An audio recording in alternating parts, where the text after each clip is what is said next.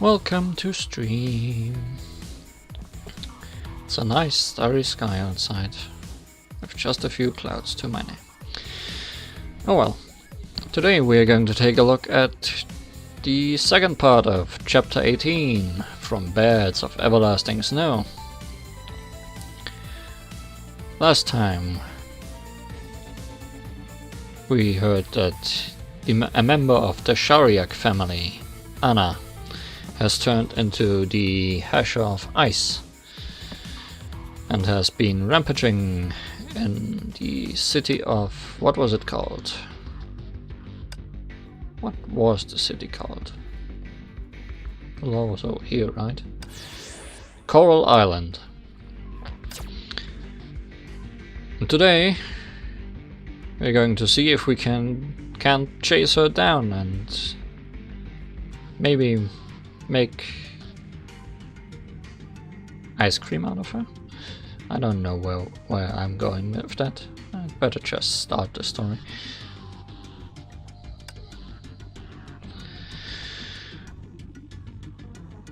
Frosted ruins. A bonfire illuminated the path, breaking through the trap.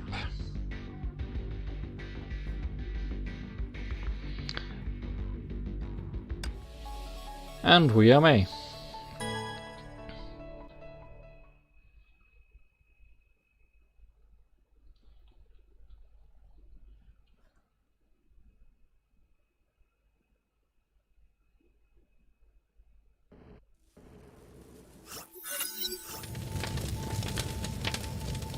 Coral Business District. A heating stove was set up in the middle of a snow-covered street.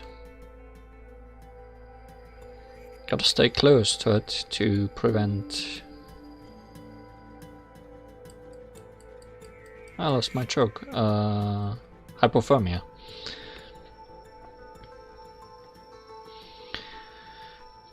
The Hasher is moving towards the core business district. The sensors we've set up in the city were disabled. The last batch of data we received showed that the Hasher spawned numerous beasts along her path. These beasts are creating extremely cold areas that would kill ordinary humans. We must destroy these beasts to approach our target. Even if we could get close to the Hasher, we need a better plan, or she'll just run away again. Indeed, the Scepters of Duat will be crucial to our plan.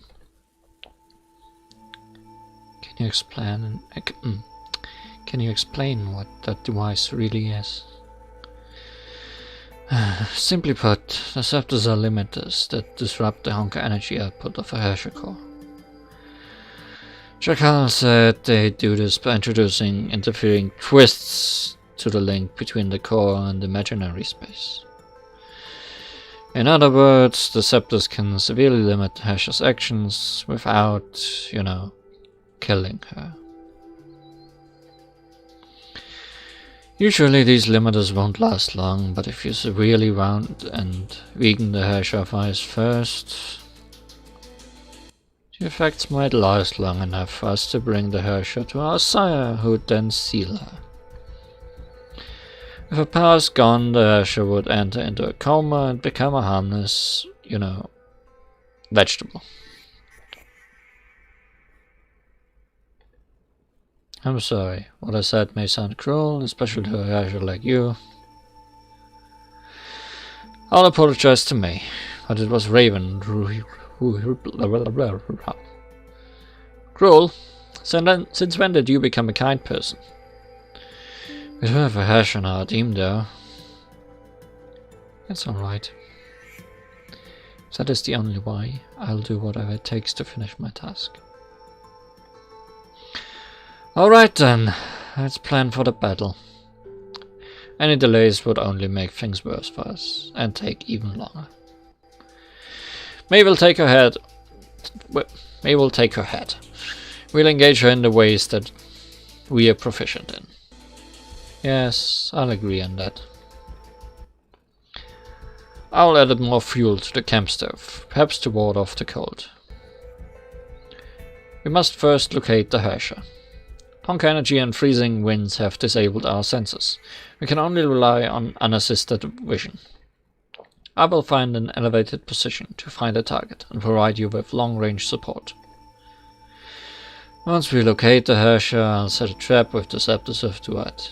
May will then lure the target into this trap.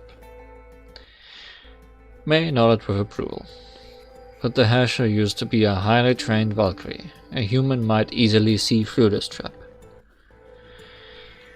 Only if she were human. In the last battle she couldn't even talk and was driven on by a destructive instinct. She's a unique case. May looked at the fire in the stove and recalled what Dr. Einstein said about Herrschers. That ex-Valkyrie body may be strongly corrupted, but her mind may still be resisting its influence. She appeared to be mindless only because she was still fighting the Herrscher persona for control over her body. If the Herrscher persona had won, we wouldn't be seeing that instead.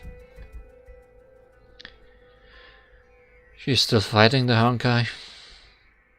But we cannot afford the cost of failure. This is our best moment to strike. If we all agree to the plan, we should get started right away. May cover Raven as she moves to her elevated position. Setting the trap will take a while. Let's go.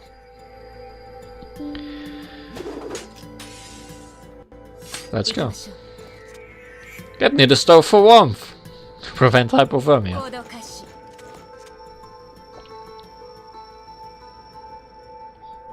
行きましょう。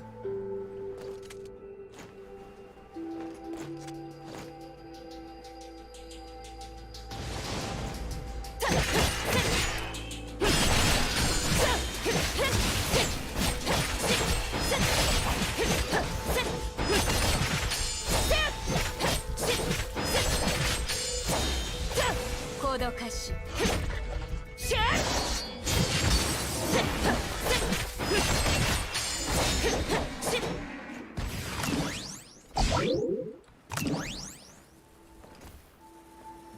I don't know where you'd get high-tech wood here for your high-tech stove.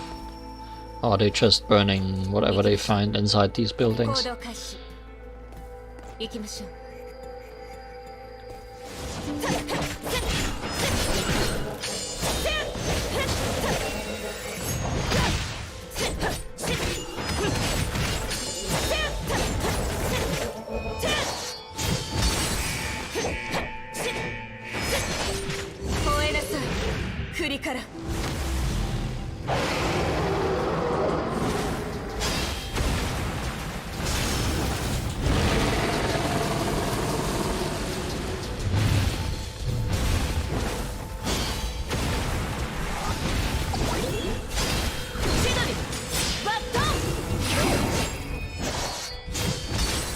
Frostimper somehow survived the whole ultimate combo of the dragon, so I'm impressed.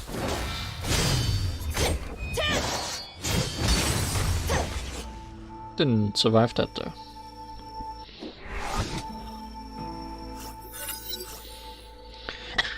It's so cold. I'm freezing, May. Talk to me to make this cold bearable. Why didn't you dress for the occasion?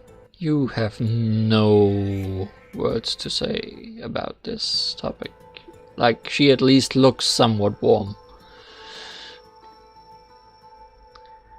My specialized combat suit can tolerate low temperatures, but I never expected a tropical island to be this cold. That Brad Owl opted to stay near the stove to keep himself warm. He's that type of guy. You seem to know him pretty well. Well, he used to be a target listed in a contract I took.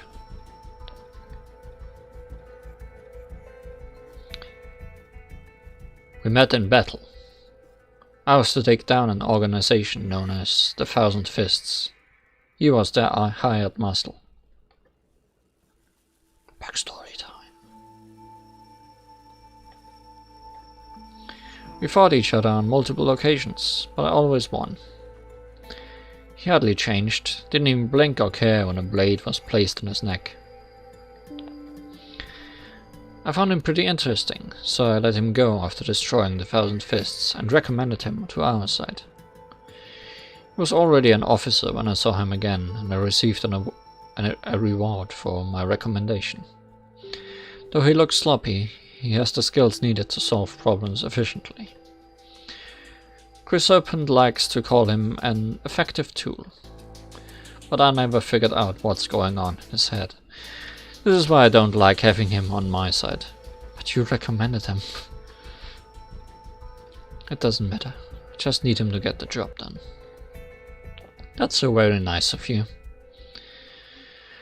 Enough talk for now. Let's push on. Understood. You lead, I'll follow. Speaking of which, you haven't given yourself an officer's codename. No, I didn't. I advise you to think of one as soon as possible, or Chakal will be the one giving you names. You don't want that to happen, right?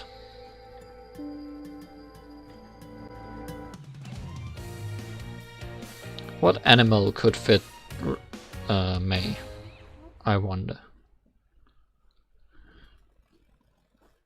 I don't think she has any previous relations to any.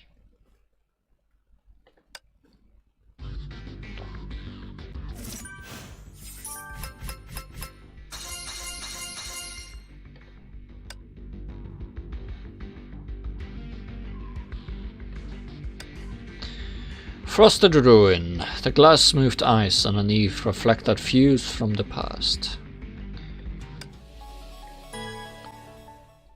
Are we gonna walk on mirrors? Then hopefully they won't give us bad luck if we break them. The city center was overrun by glacial formations. Raven stood atop a tower to get a full view of the district. She was here before. Coral used to be an exclusive retreat for the rich, but it had become an ice-locked tomb. A perfect position for an observer, gives me a clear view of everything. Raven assumed a prone position. Her divine key created an array of glowing indigo patterns.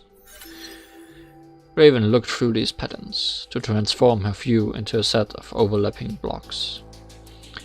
The device gave Raven super physical sight that goes beyond the third dimension and revealed everything to her. Found her. Distance 7,400 yards. In the garden at the base of the space elevator in the city center. Target is not moving. Good. Keep your eyes on her. No problem. Go meet up with Owl. May leaped off the tower roof and disappeared in the freezing mist. Thunder cracked and lightning flashed at the distance. Raven only saw a faint trail of her passage. Azure powers can really make things so much easier. Back at the stove. Get near the stove for warmth. I wonder if this mechanic will matter at any point.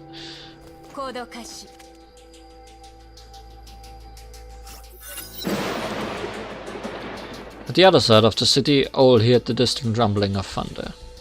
He closed his eyes and counted the seconds. May appeared next to him before he could reach 30. Raven found the Hesher. Are you ready? Owl waved the scepters in his hand and placed them in his pockets. Time to do this. Ikimashou. Get near the stove to reduce hypothermia.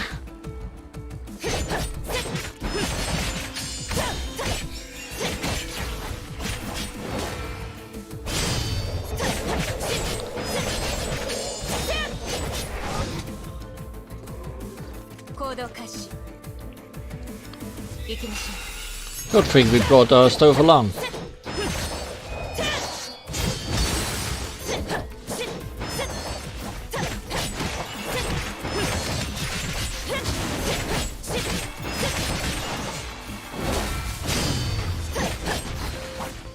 Oh, there's a new stove.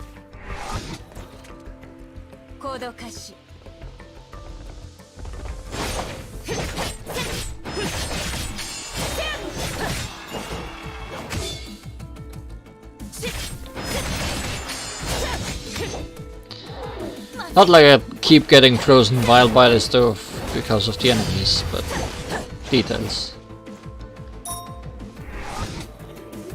Yeah, just passing through. Ikimashou. Where's the camera?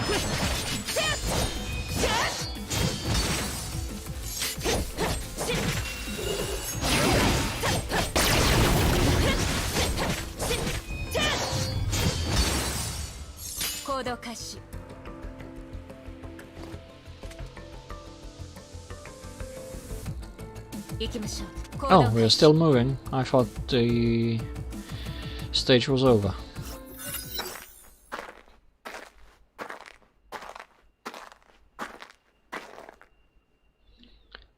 Sa is a very interesting way to denote stepping through snow. May and Owl braved the freezing winds in silence as flakes of frost brushed off their combat suits. The environment became colder as they approached the Herrscher of Ice. Owl's outfit, however, was frozen stiff. Even May in her Herrscher form could sense the cold.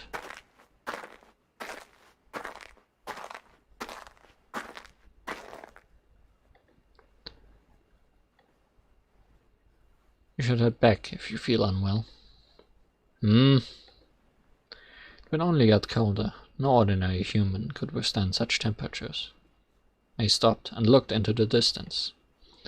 Give me the scepters and I'll handle the Herrscher on my own. Is that what you're thinking? Well, thanks for being concerned. But I'm not as frail as you think. Owl unbuttoned his outfit and revealed the body that laid underneath. What?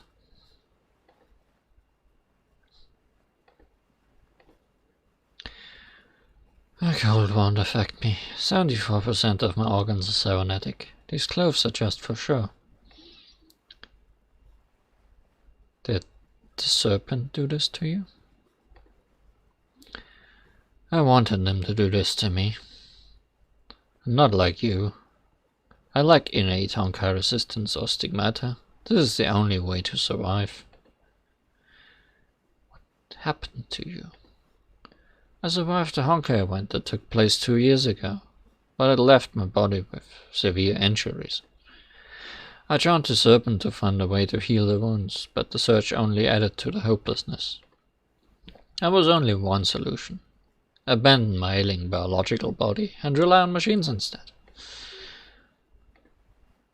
And that is why I'm fighting for the Serpent. Funny, isn't it?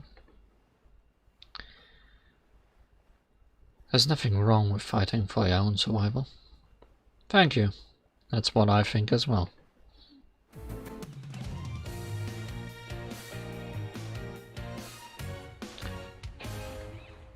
No, it's May in the snow, not March.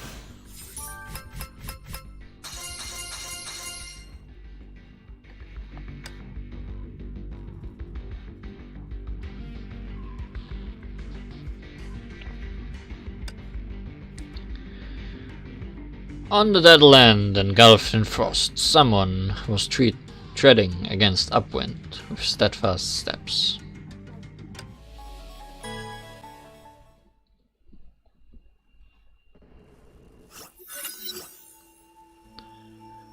The Heart of Coral was home to an ambitious space elevator project that became a symbol of the city. The elevator also represented progress. It was to be the launch pad for a new era of space exploration. But disaster struck and transformed the incomplete elevator project into a Herrscher's lair. May, you're entering the Coral elevator base. The Herrscher is hidden in the gardens. She has remained silent and unmoving. I'll stick to the plan. I'll engage her.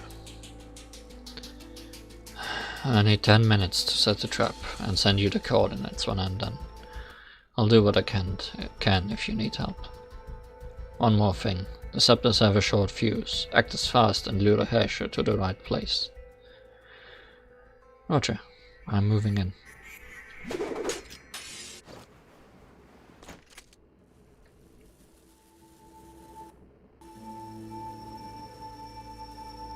Well, it's an ice area.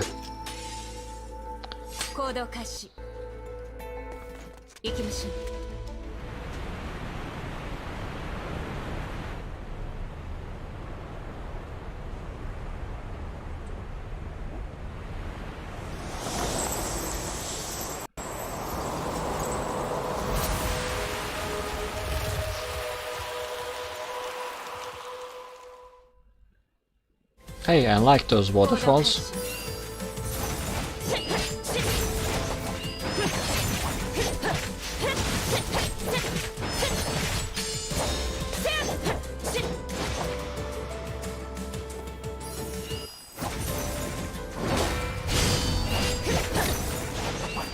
I always appreciate a new type of boss.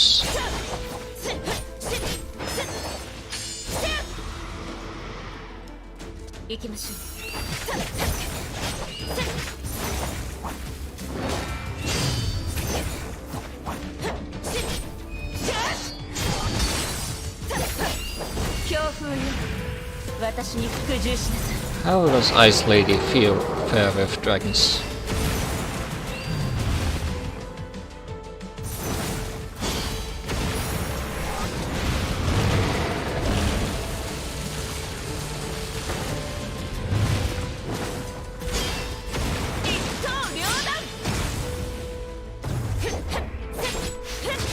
Wait, you're someone different. Where is she? Don't tell me she ran away again. Oh, there you are.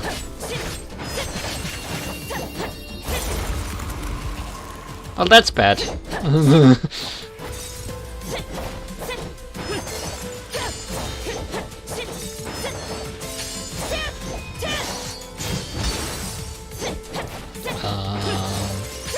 I'm assuming I have to destroy these.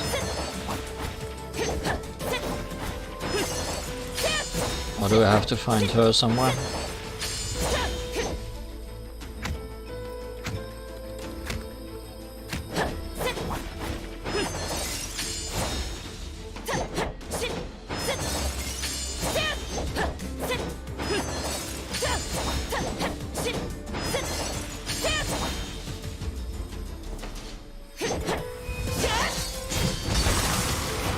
Or just break the middle pillar, I guess.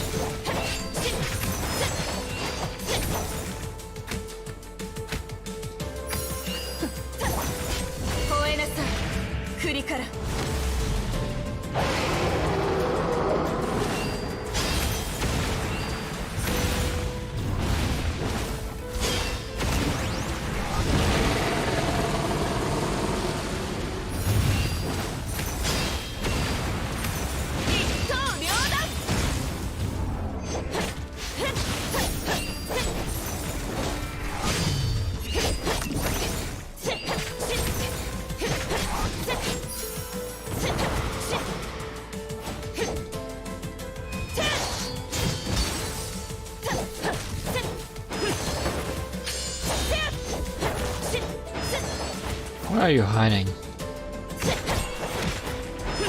Or are you just summoning more enemies again?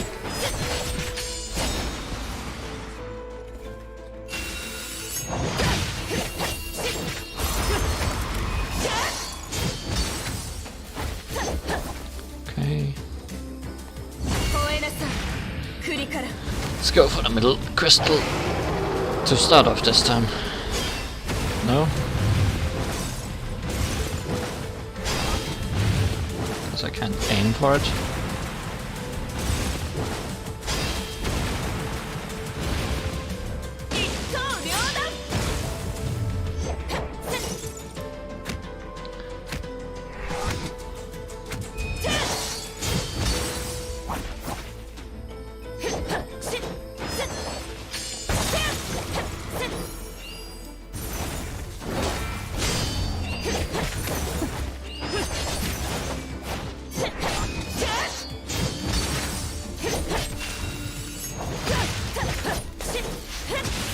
Hell, how much longer? Don't expect me to actually beat her, do you? Because I will if you don't.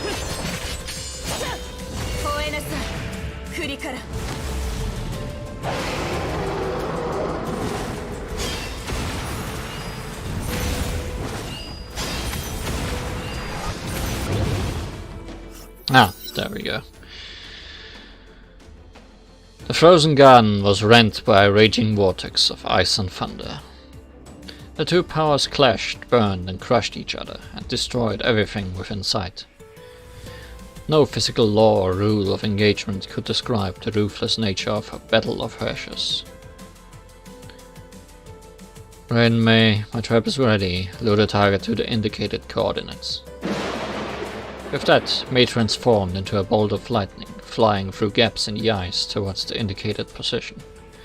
A cold stream nailed the indigo wake of lightning, sprouting blossoms of razor-sharp ice to shred its prey.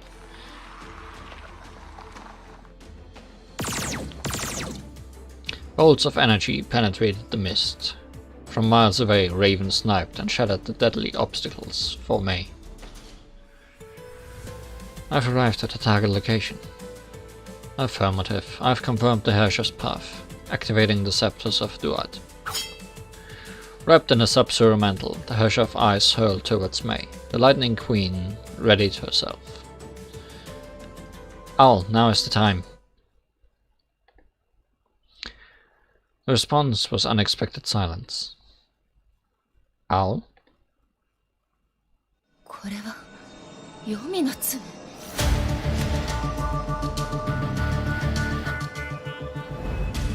いけない。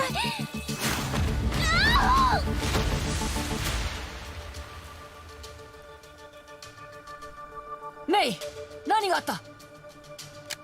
誰だ？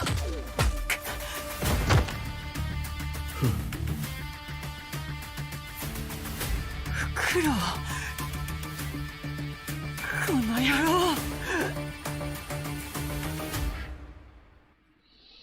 Well, that was unexpected. Betrayal in the last second.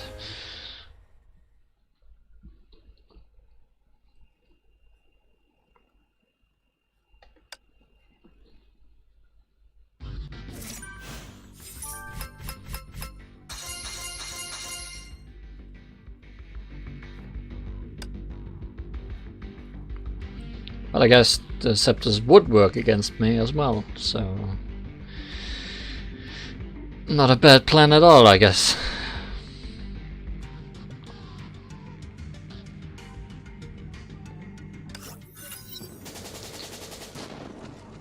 Meanwhile, Schicksal Valkyries barricaded all passages along the outskirts of Coral.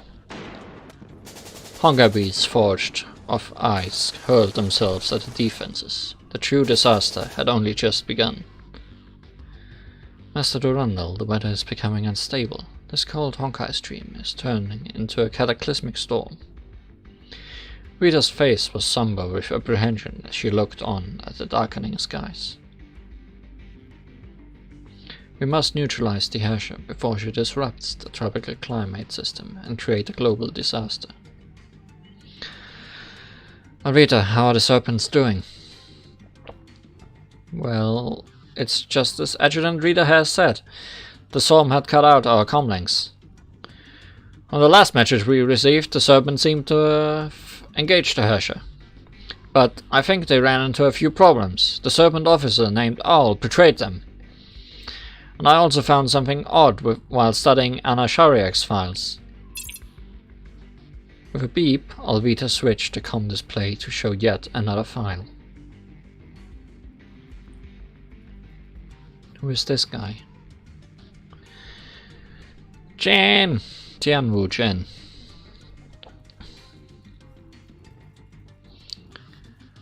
A survivor whom I found in one of Anna Shariak's mission debriefing files.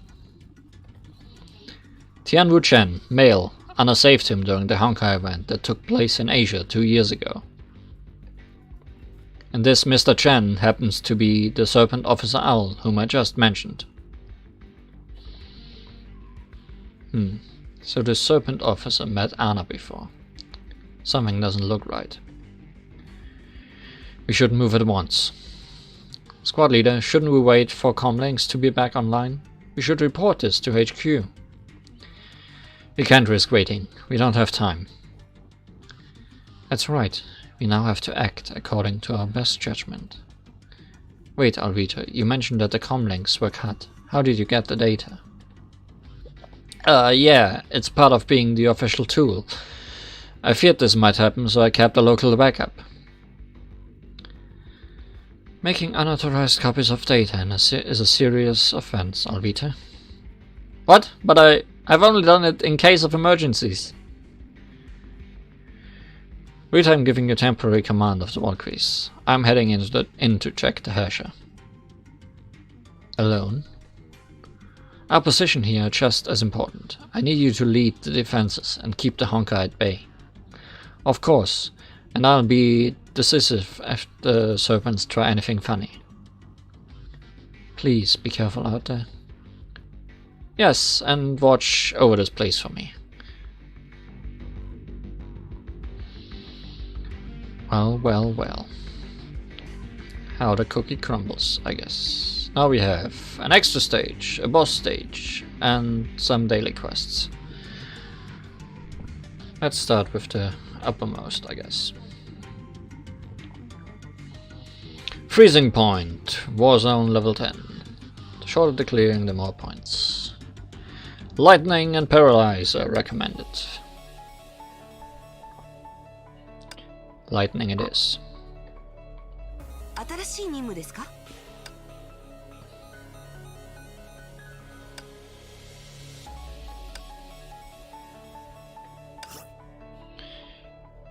Using a support skill additionally grants 5 SP regen per second.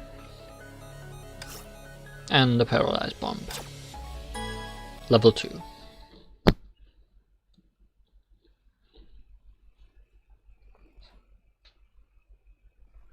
I mean, copying might be a crime if you are afraid of the copies getting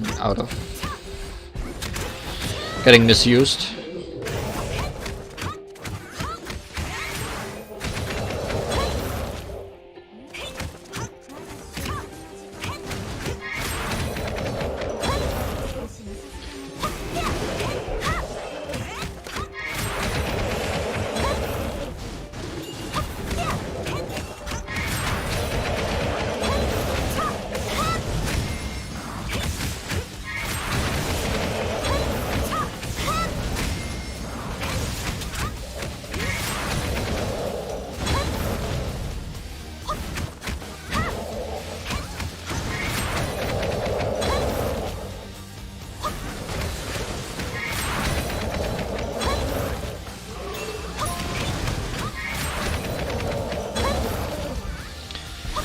And for getting your button commands down on PC is still something I need to learn.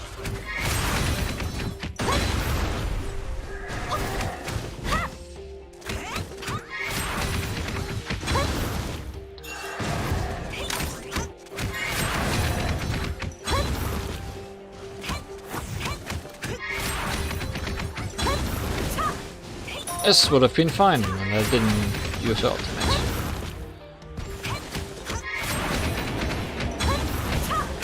Now I did.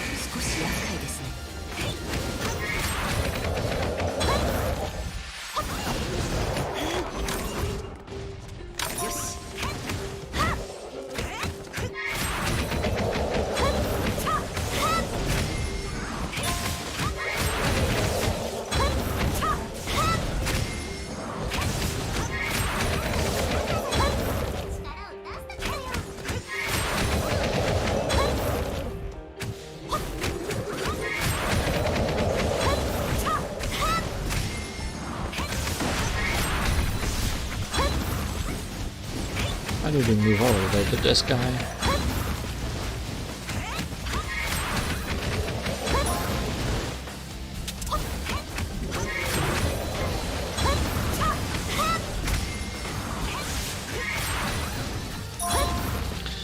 Well, that's not gonna be a lot of points. That took forever.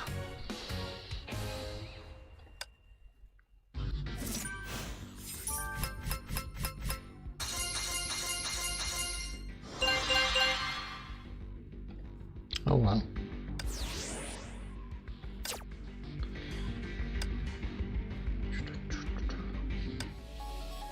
Let's try this again. Maybe we can do better.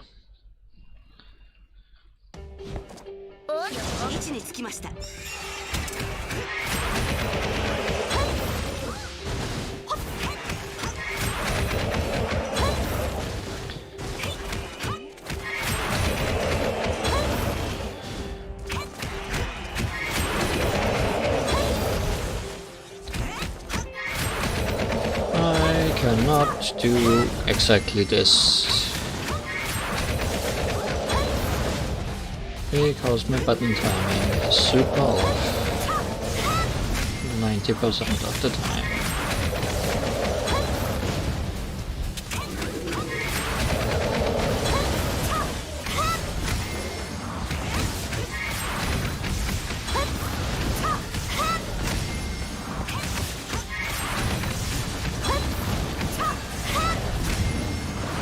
Unless I'm getting into a rhythm, then it's possibly fine.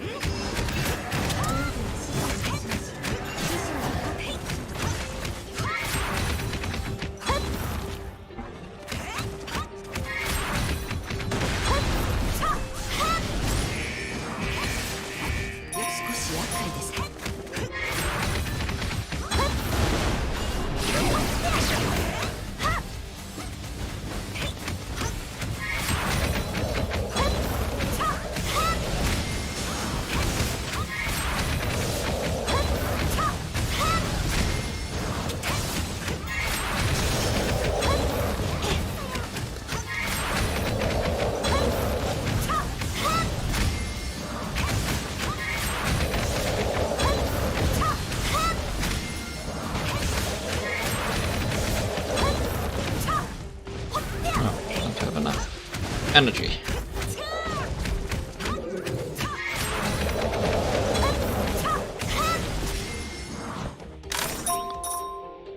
Is that any better?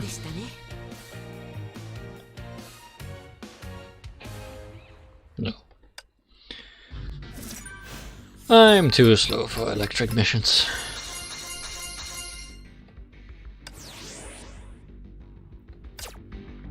Let's try some fire instead.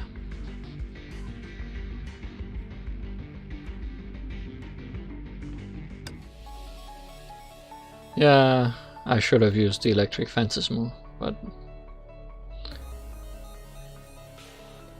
I'm also not very good at that. Durandal. Now fire damage. And we still need at least 20 energy today.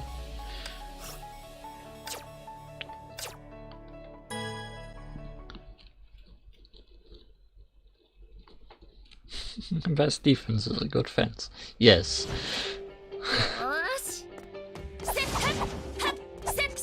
I can't deny that logic.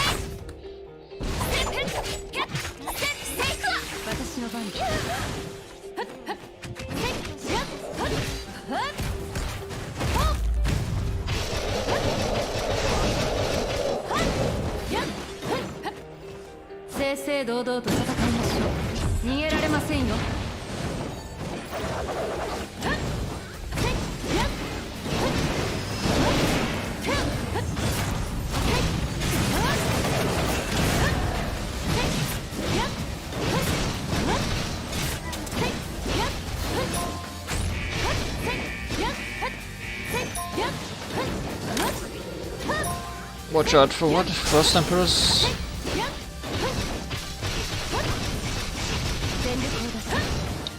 Why should I?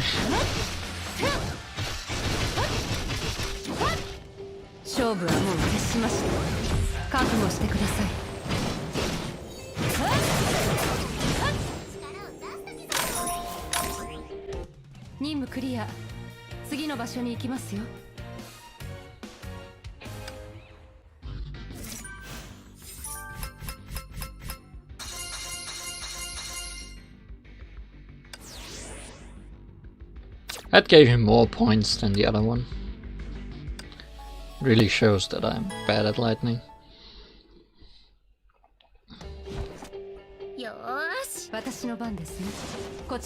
Despite the fact that I made quite the mistake at the beginning again last time.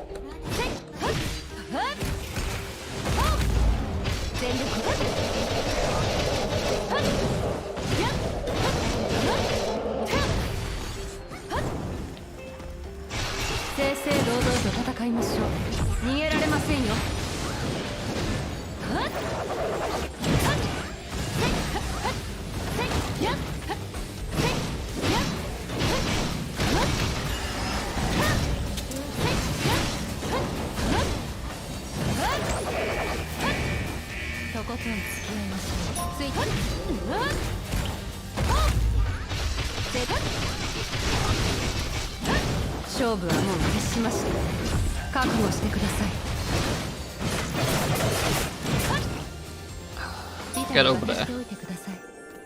The run though.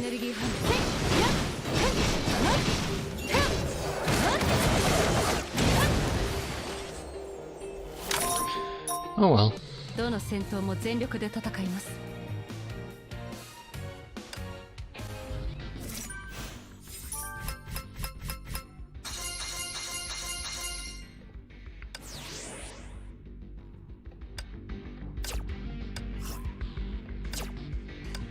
And this unlocked us some lore. World Serpent Officer Archive Owl. Alias Owl. Name Chen Tianwu. Gender male. Age 19. Height 173 centimeters. Weight who the heck knows. Resume. World Serpent Officer. An elite agent specialized in recon and stealth ops. Serves as the hidden fang of the underworld for the World Serpent, providing vast amounts of valuable intel. Owl was originally named Tianwu Chen, and was the sole survivor of his family during the 2015 Manila Honkai event. Chen's body was heavily corrupted by the Honkai, and it forced him to find a cure. To do so, he joined a criminal organization named the Thousand Fists, where his skill earned him a respectable position. Meanwhile, Chen continued his search for the truth behind the Honkai event that destroyed his home. Chen later met a rival mercenary named Raven. Impressed by his skill, Raven introduced Chen to the World Serpent after the destruction of the Thousand Fists. Chen accepted the offer and earned his alias, Owl. With his extraordinary willpower and endurance, Chen was quickly promoted to an officer. His Honkai corrupted body was also replaced with cybernetic parts. Though death remained likely, the mechanical replacements did prolong his life expectancy. Chen is still searching for info about the Honkai by using the massive intel network of the World Serpent. His reasons may be personal hatred or some other secret that he has yet to reveal.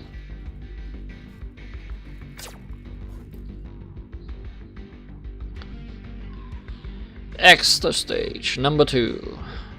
Withered snow. As the snow melted, the withering soul awaited the final judgment.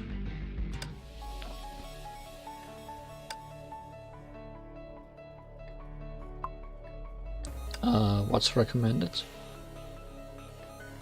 Yeah, I'm gonna tell me. That's not nice. But then I'm gonna use ice. Because that's what I'm best at. Yeah. Oh, this also costs energy. I didn't think about that. Oh well. Let's drink some more energy.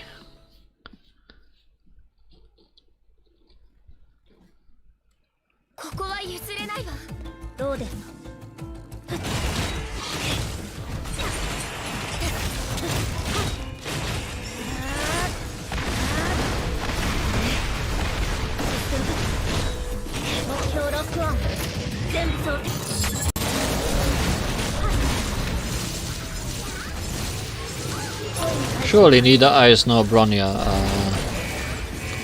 recommended for this stage considering the enemy type, but I'm still doing a good amount of damage, so I don't really mind.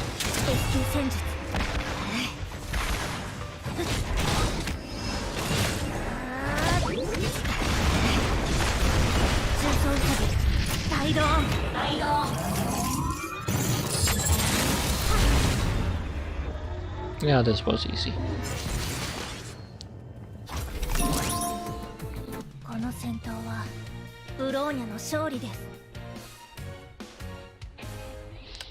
Fight fire with fire and ice with ice, I guess.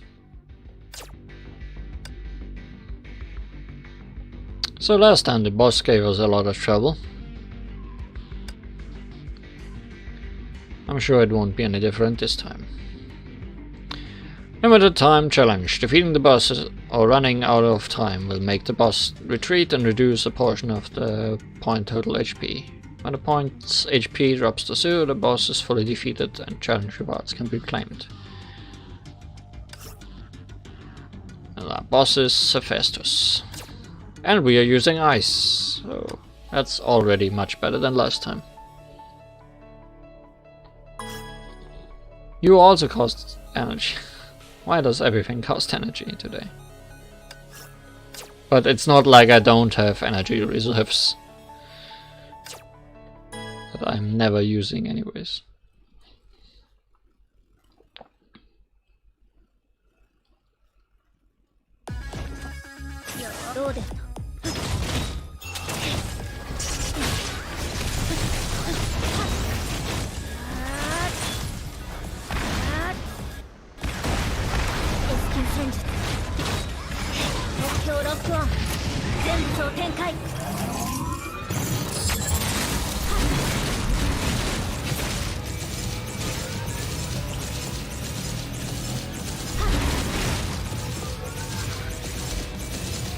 There's a lot less strategy to this than the boss of the first part of the chapter.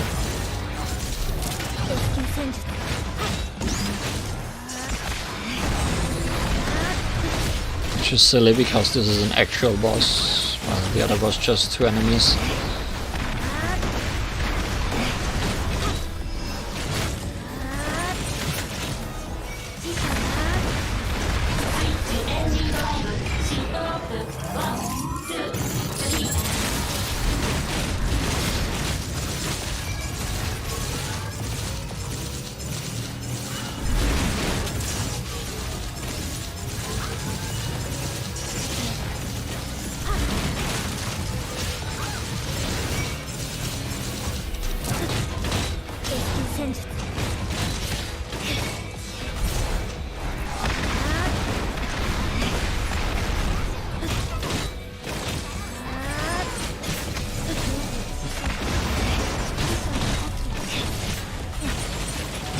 I can get ultimate one more time, yeah. This should be over.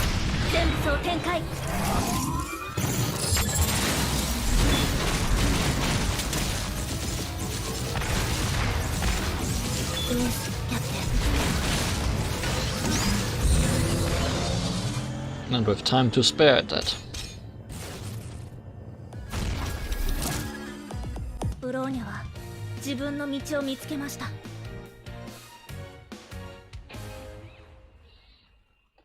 Freezing point. Terminate.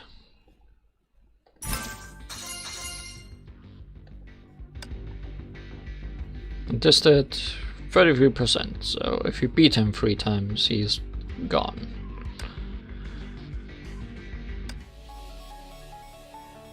Let's see if we can do that. It's questionable whether this is a good idea there. Or if I should go with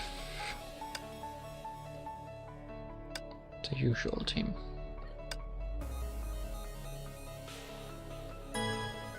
Let's try this out. If we are gonna lack 1 ultimate because we don't bring May.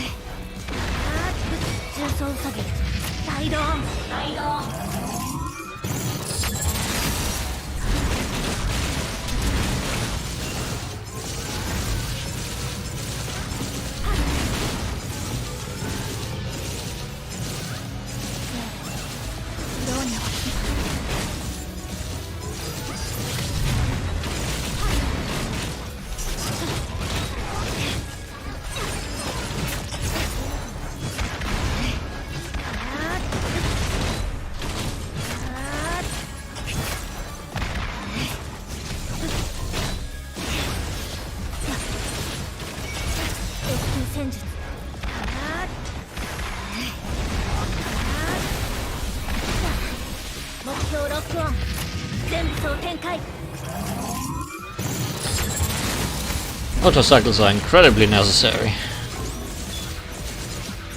What would we do without them?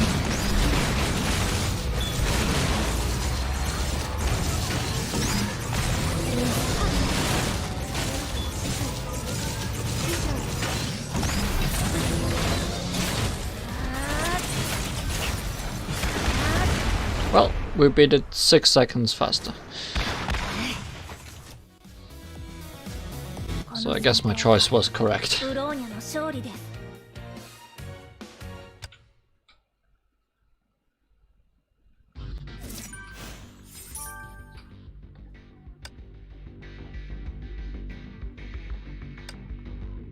And once more we're feeling.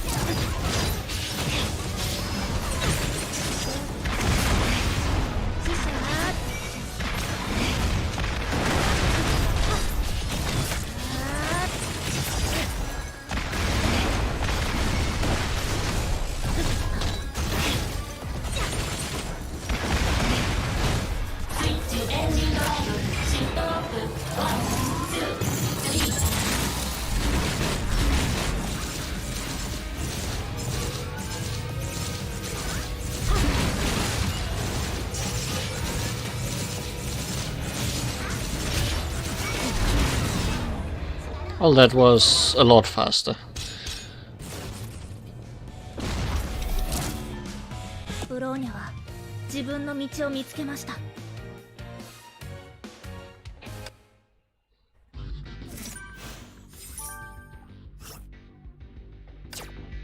Nice.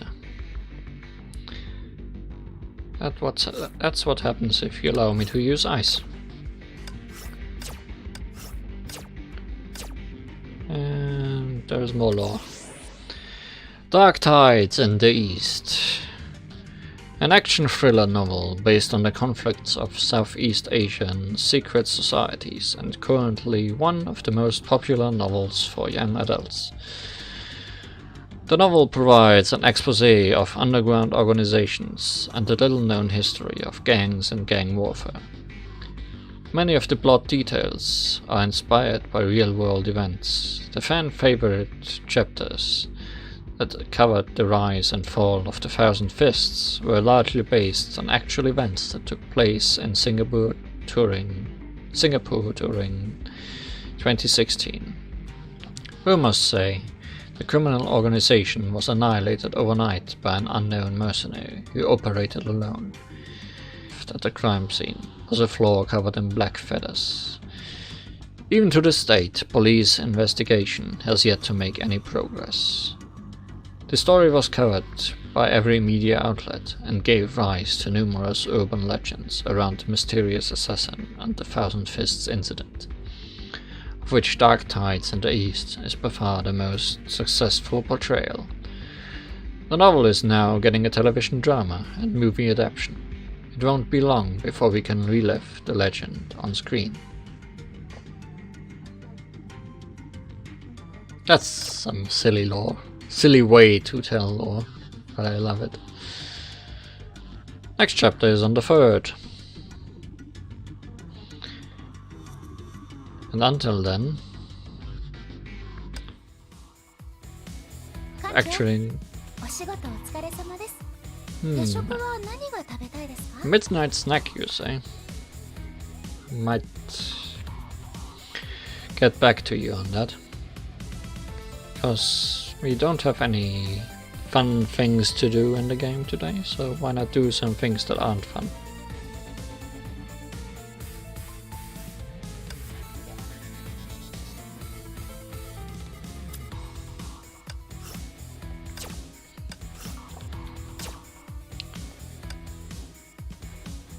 Go get your snacks as we snack on some lore in a little bit.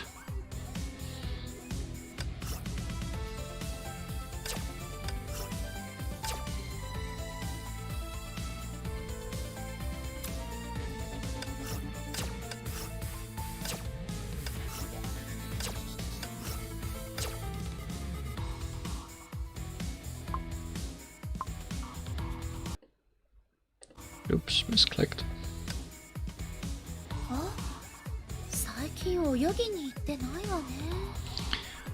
I also haven't swum in a while. It's been quite some time.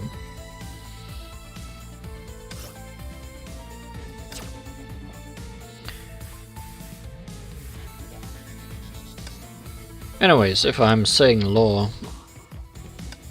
I mean especially character lore.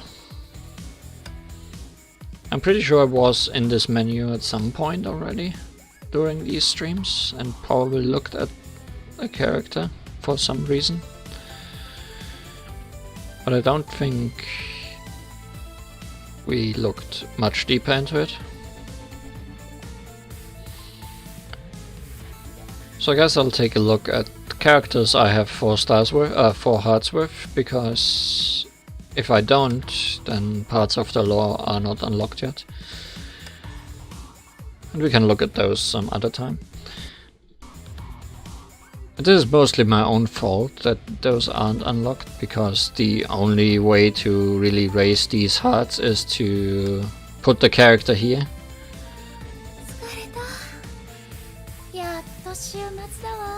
Friday it is. Where the daily affection points rise until they're at their limit.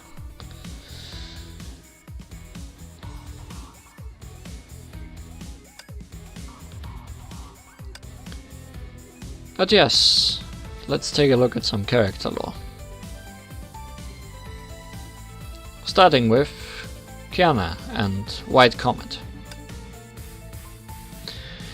Date of birth, December 7th, gender female, organization Schicksal. Height 163 centimeters, weight 49 kilogram, birthplace unknown.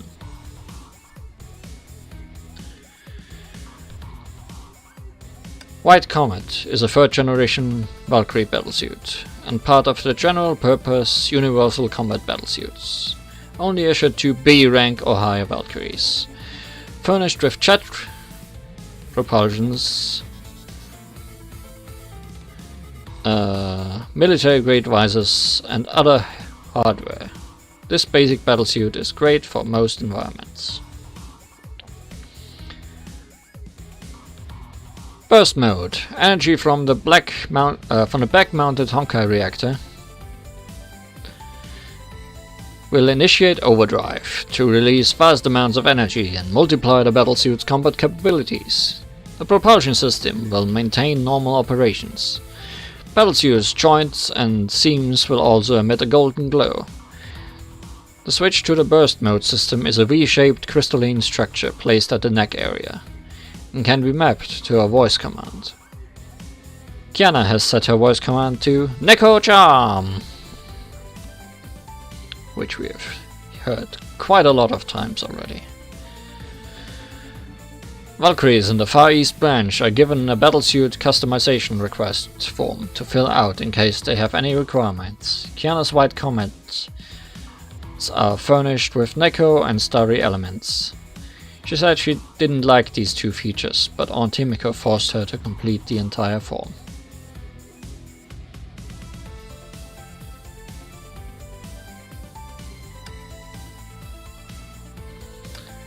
Valkyrie Ranger.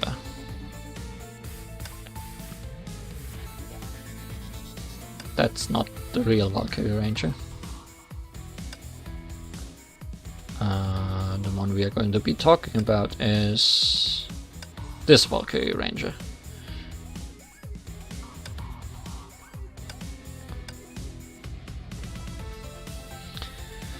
The Ranger battlesuit is Kiana's special Schicksal Feist branch Valkyrie uniform.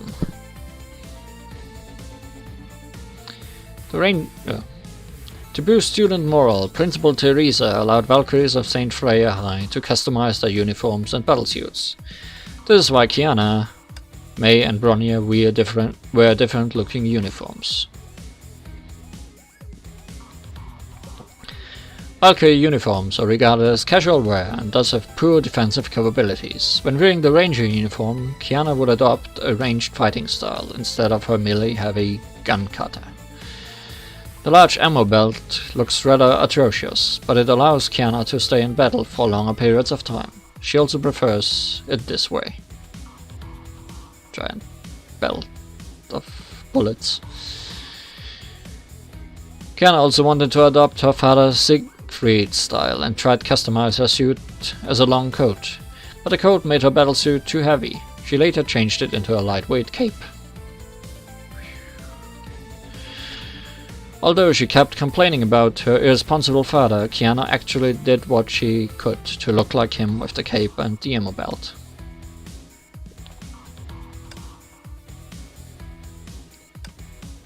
Night Moonbeam does also not look like this, but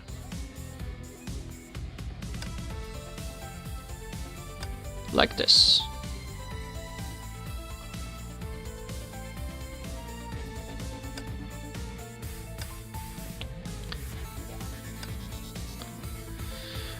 Prototype 4th generation Godsbane class Valkyrie battlesuit. This is meant as an ultimate weapon to be worn only by S-rank Valkyries. High-speed gamma particles flowing within the suit are projected from ejection ports at the back, forming glowing shapes that resemble feathers of a wing. Here they look more like journal wings, or fairy wings in general. The lightweight unleashed Seraph Wings of Light SWOL auto-homing gamma ray attack system is a military-grade ranged attack weapon. This system can rain destruction on 50 targets at once, living up to its Godsbane namesake as though Judgment Day has struck. The Gungnir particle beam cannon is one of Kiana's favorite weapons. When donning Night Moonbeam battlesuit, Kiana could leap up and deliver a precision fusillade from mid-air. No evil can stand in the way before Moonbeam's lance of light. And yeah, Kiana wants you to taste food she made for you. This text changes depending on how many hearts you have with them. It's cute. Divine Prayer. Does also not look like this. I have no standard clothes on anywhere. This is Divine Prayer.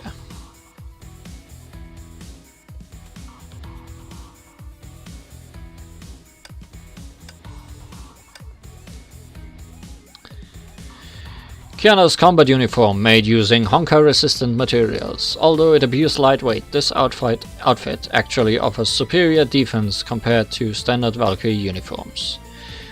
The design of this battlesuit is based on early Schicksal Valkyrie uniforms, and some customizations based on Kiana's preferences and ideas. For example, the tunic skirt was changed to shorts. The sigil of House Kiana was also added to the back. We can barely see it down there under the cape thingy. Although no one really expects Kiana to appear like a Schicksal sister, she happens to like this battlesuit very much. The words Divine Prayer are rather endearing to her. Perhaps she often prayed for a special something in secret, like food.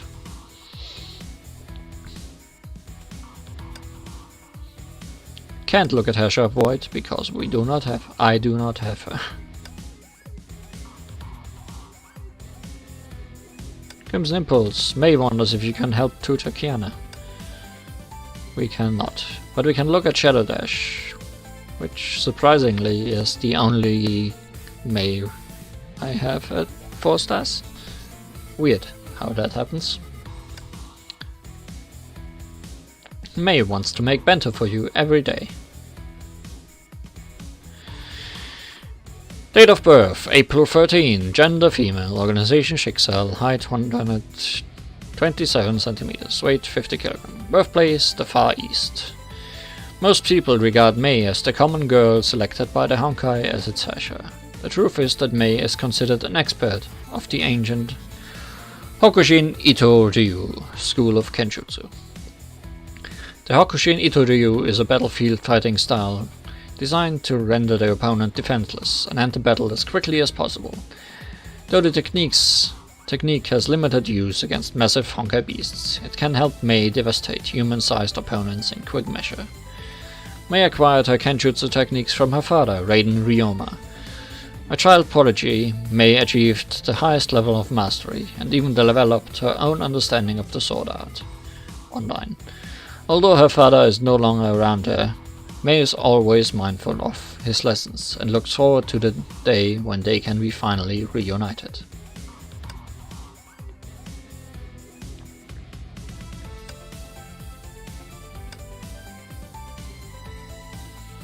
Now, Bronya.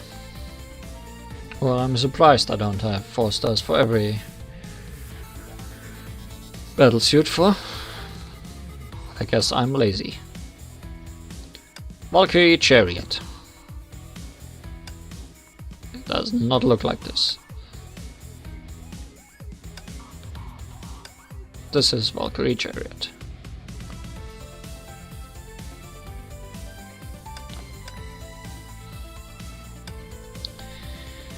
Date of birth, August 18, gender female, organization Schicksal, height 147 centimeters without Project Bunny.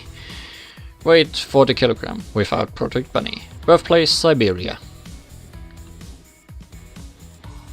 Bronya agrees to include you as an NPC in her new game. Valkyrie Chariot is Bronya's special Schicksal Far East branch Valkyrie uniform. Given Bronya's unique attributes, your uniform has special mechanical features that differ from Kiana and Mei's designs. Having been affected by the X10 project, Bronya could no longer use her legs and can only walk with the help of prosthetics. After enrolling in Saint Freya, Schicksal modified Bronya's prosthetics to better fit them to her Valkyrie battlesuit. Bronya enjoys levitating in the air, but the mods actually allow her to walk normally. People said that Bronya wrote no special requests for the battlesuit customization request form, so Principal Teresa took the liberty of adding special requests based on her own preferences for Bronya. Teresa welcomed the girl from Anti-Entropy and hopes she'll have a fulfilling academic career at Saint Freya. Truth be known, Teresa designs seem perfect for Bronya. After all, the girl prodigy and the principal share a similar stature.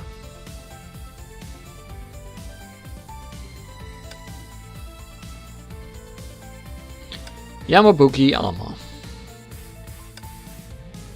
has been upgraded since, but originally looked like this.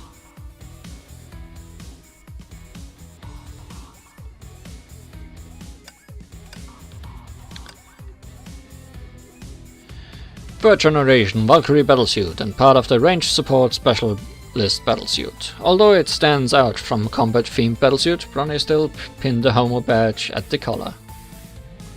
She did. Not that much of an armor, yes. True, very true. Yamabuki Armor is a ranged support battlesuit that features Honkai-powered protective shielding. That's where the armor is coming from. The shielding is centered around the wearer and is capable of defending most solid projectiles or particle beam weapon attacks, so she doesn't really need to be armored to have armor. The shield can still be overwhelmed by extremely powerful attacks, such as powerful blows from melee Honkai beasts. Yamabuki Armor wearers are expected to be familiar with shield activation and deactivation protocols. The shield must be momentarily switched off to launch precision range attacks against the target. But Bronya doesn't actually wield the weapon herself. In fact, all combat is handled by Project Bunny 19C. She can simply stay within the shield to provide support. This makes her the ideal wearer of the Yamabuki Armor.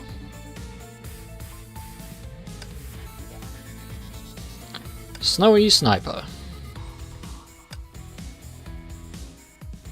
For once, this actually looks like it should. The outfit that once belonged to the Silver Wolf of the Urals. The warm clothing can defeat the harsh climates of Siberia, but nothing is warm enough for her cold little heart. In 2000, Siberia was thrown into civil war as a result of the Second Honkai War. Warlords seized many war orphans and transformed them into emotionless killer machines. The Silver Wolf of the Urals happened to be one of them. In her last assassination mission, the Silver Wolf was instead defeated by her target, Kokolia. The latter then took her to the orphanage and changed her life since then. Bronya has kept this code to reminisce about her times in the orphanage. Careful care was taken to keep the code from becoming discolored, and thus the Silver Wolf waits for her special summon from the orphanage. The special someone from the orphanage being Seely.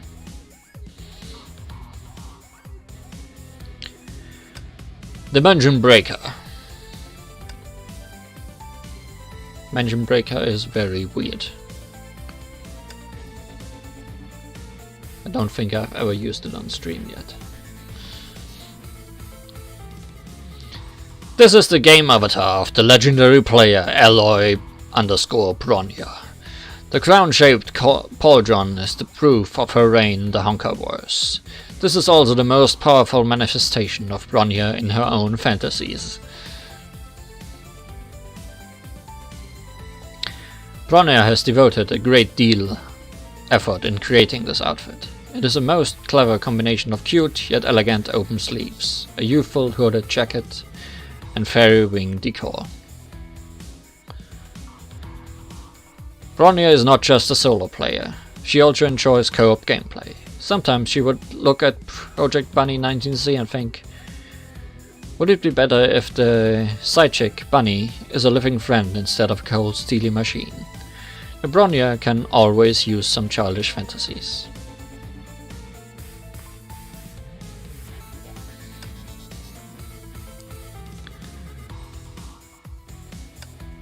Bronya allows her to create a guild in her name. How nice. Bronya agrees to let you raid with her. How nice. Usagi Kinetic agrees to let you on the backseat. Asher of Reason. Bronya assumes this form after incorporating the core of reason in the Sea of Quanta. This is the living proof that she earned the approval of Welt Young. In this state, both Project Bunny and Bronya herself underwent several rational changes, but only to a limited extent. The Asher of Reason uses Honkai energy to construct items that she fully understands. As a result, most of the powers were based on Project Bunny. Though Bronya could not manifest powerful mechs, ships, or other military hardware like Welt, she was able to manipulate Project Bunny in unimaginable ways.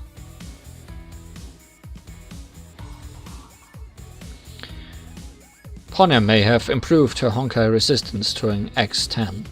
The core could still pose a threat to her. Extended use of core powers will damage her body, much like it did to Welt Yang. Bronya was hardly concerned about that. Her focus remained on her search for the Gem of Desire, Seely, and a chance to rescue Welt Yang from the Sea of Quanta. Silly hat variation? I wonder what you mean.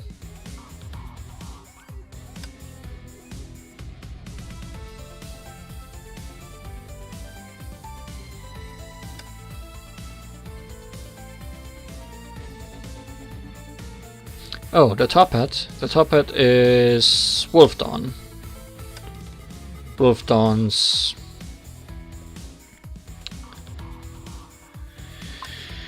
Mad Hatter outfit. Or Mercurial Hatter, I'd say. It's a series of outfits based on Alice in Wonderland.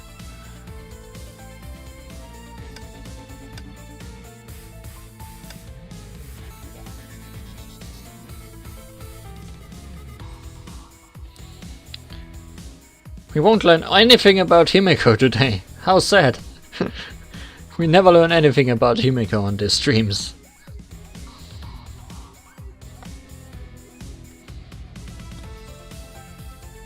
Oh no, Starlight Destroyer is not filled out yet. How sad. Valkyrie Pledge. Teresa entrusts Dark to Shinji, not hers, to your safekeeping. Date of birth, March 28. Gender Schicksal, Gender Schicksal, organization female. Height 145 centimeters, weight 38 kilogram. Birthplace Europe.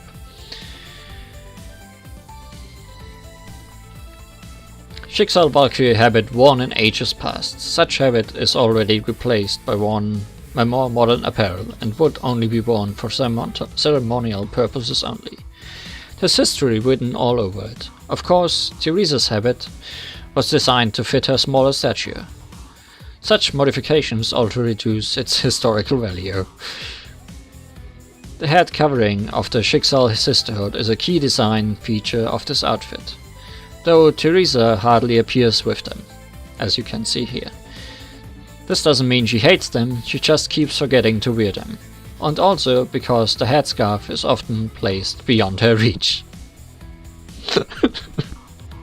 Poor Teresa.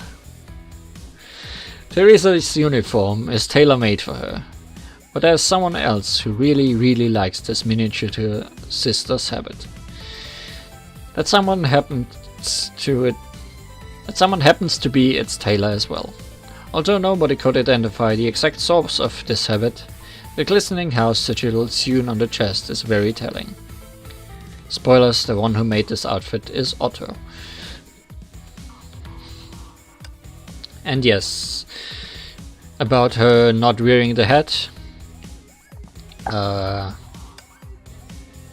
there's Valkyrie Pledge and there's just Pledge, where she did not find the head today. I'm not sure if the lore will touch on this, but she also likes to misplace her Oath of Judah. A lot.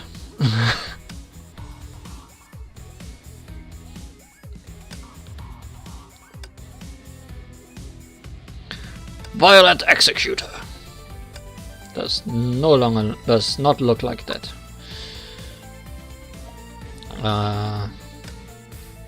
Violet Executor.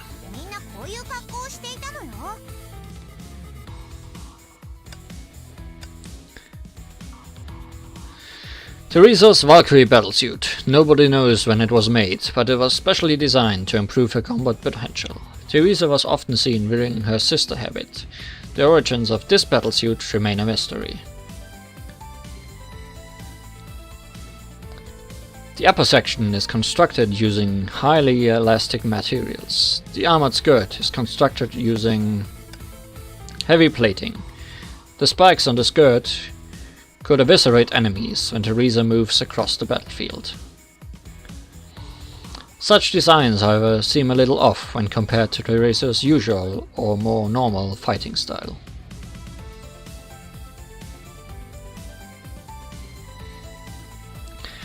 An objective for developing this battlesuit is to collect more combat data to manufacture Teresa's personal 4th generation Godsbane battlesuit, Blood Knight Moonlight.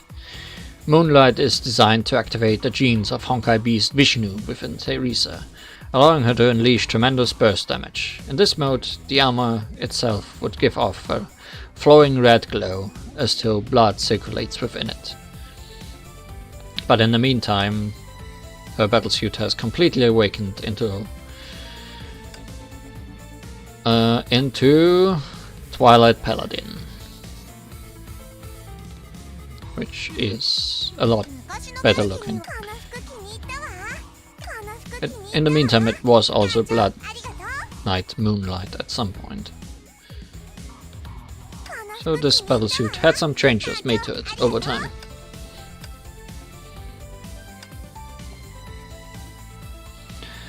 Sakuno Rondo. Not really Teresa. but we'll go with it. Sakura and fire danced in the Samsara cycle. The story of loneliness and hate could finally be concluded. The yearning of the Miko of Yara village could finally end after 500 years. This was the form of Teresa's will when she was dragged into Yae Sakura's Stigmatas base. Teresa started out wearing a miniature version of a Miko outfit from the Far East and became transformed when she became one with the Stigmata powers of Yae Sakura.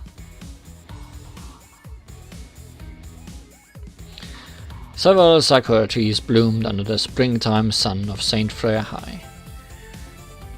The pearl-pink petals fluttered in the breeze, drifting into the palms of the silver-haired sister of Shixal. May you meet the one in your heart once more, Teresa prayed quietly. The Mitsudomo pattern on her back responded and glowed faintly.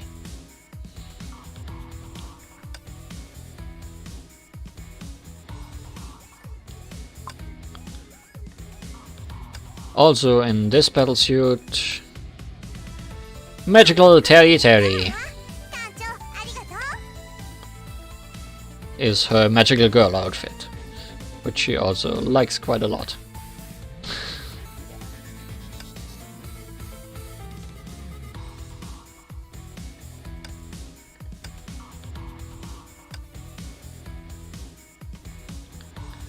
Celestial Hymn we have not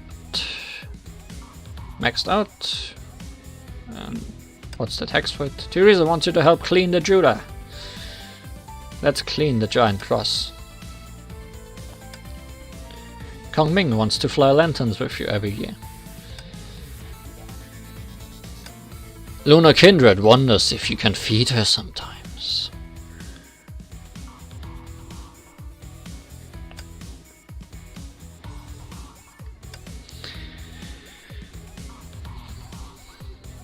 Her life had no meaning since its inception. She was a wet-grown marionette made for the purpose to extend her sister's life. She was not permitted to see anyone or venture beyond her room. The only ones she could talk to were her grandfather and sleeping sister.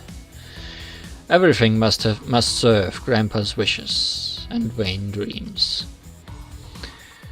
She finally escaped her prison with her sister's help, but things got a lot more complicated. She could not control her lust for blood in a world populated by humans. She hid in the darkness, afraid of her own powers, until that fateful encounter with a new friend. The friend showed her what the world is, and things that she never seen before. She finally felt the wonders and happiness of being alive. But nobody, not even her nor the friend, could expect the fateful gunshot that inevitably happened in the future. So this is referring to an event that happened some time ago, which was about Vampire Teresa and her older sister, who then killed her. Yes, she is quite Flinder-esque.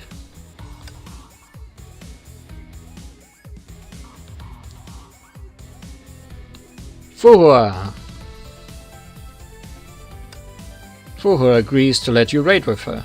Another gamer has been found. Fuhua wants to help you with her gacha. Date of birth unknown. Gender female. Organization Shixal. Height 165 centimeters. Weight 53 kilogram. Birthplace unknown. This is a prototype 4th generation Valkyrie Godsbane class battlesuit. Shadow Knight. Unlike Knight Moonbeam, the battlesuit is designed for pure close combat in mind and is not outfitted with any ranged weaponry. The outcome is extreme mobility that outstrips the other Godsbane class battlesuits. At one point she was the best character in the game, and I used her for a very long time, exclusively. Eclipse Mode. High concentrations of compressed Honkai particles in the reactor are released at extreme velocities. fully extending the blade-shaped propulsion system at the waist, and causing the entire battlesuit to glow orange-red, like the full moon. This mode maximizes the power output of the battlesuit and accelerates its already impressive speed to unimaginable velocities. The Vera would be able to close in on her enemies at extreme speed and unload a terrible onslaught of blows. Aura. Chinese legends speak of a celestial who protects the land from harm. The celestial left without a word and disappeared from the people's memories. Many will eventually regard the tales of the celestial as mere fantasy. Some people insist upon its truth. No one has seen the celestial before, but she is still watching over China in silence.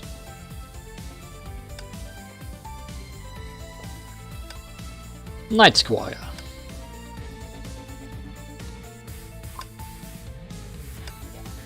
Looks like this normally. Typical butler outfit, I guess. The Night Squire has taken you at high. Bronya dreamed of Fuhua as a sage wearing a white suit. She did not know why the class monitor would appear in such a manner, but felt that the suit looked good on her. Bronya thought that was probably Fuhua's true form.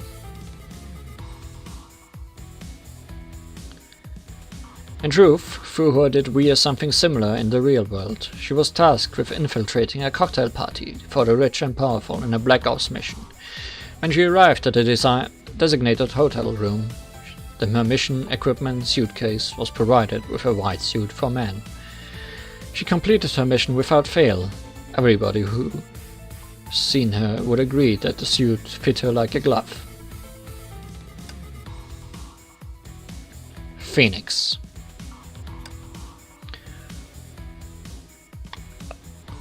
Legends speak of a celestial in China who would help to avert calamities whenever they appear. So long as the celestial is around, nothing, not even Honkai eruptions, would harm her beloved lands. They say her name is Jingwei, as she has head of silver hair, large red irises, a body wreathed in fire, and capable of walking on the clouds. But here came a day when the celestial simply disappeared. People say she became the sun itself and continued to watch over her lands. She has seen much and forgotten many things as well. The promise remained branded on her. The promise remained branded on her mind like the deepest part of her memories. She could not recall how the promise was made. All she could feel is a sense of nostalgia and sadness that lingered in her heart.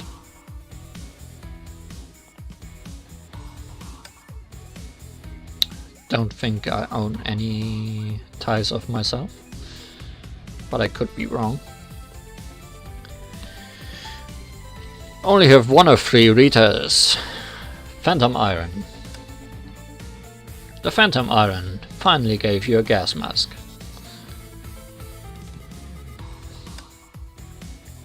Without mask, with mask. Oh no, all my ties have been taken.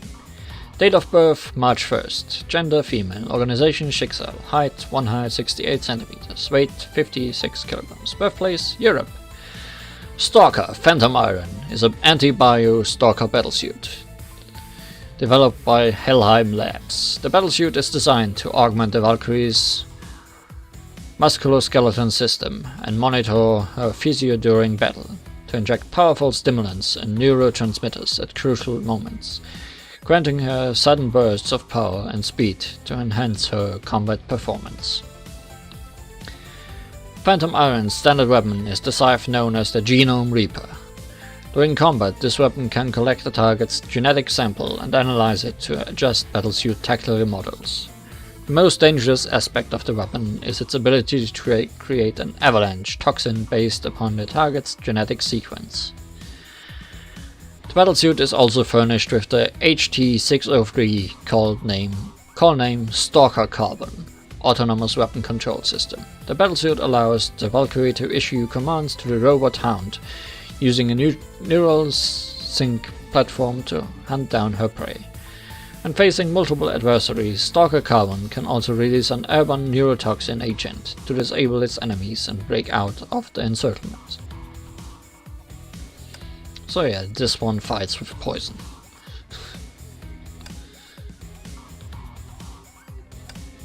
The Umber Rose wants to serve tea, but not to us today.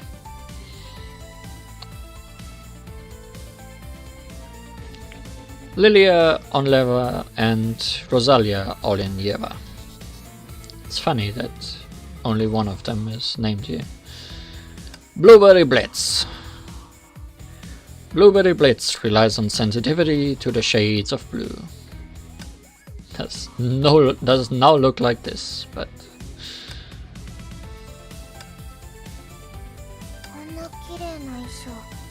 also doesn't look like this. Shelly's Beast Lilia. No. Blueberry Blitz, we know how she looks.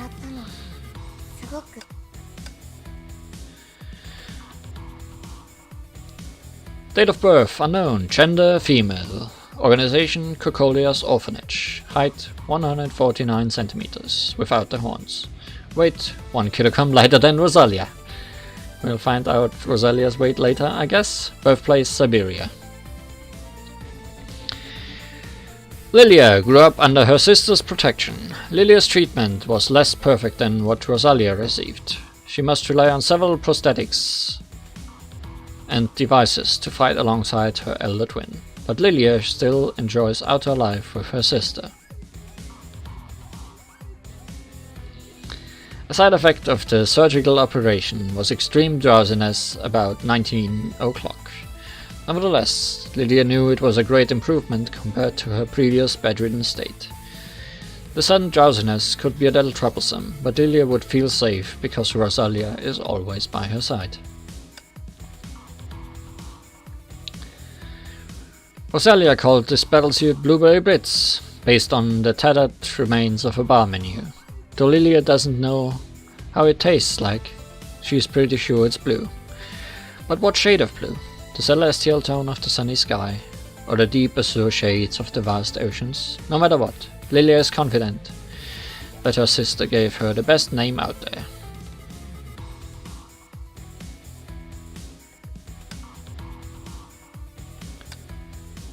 Rosalia, Molotov Cherry wants you to try her cherry cocktail. Date of birth unknown, gender female, organization Cocolia's Orphanage, height 149 centimeters without horns. Wait, it's a secret. Birthplace Siberia.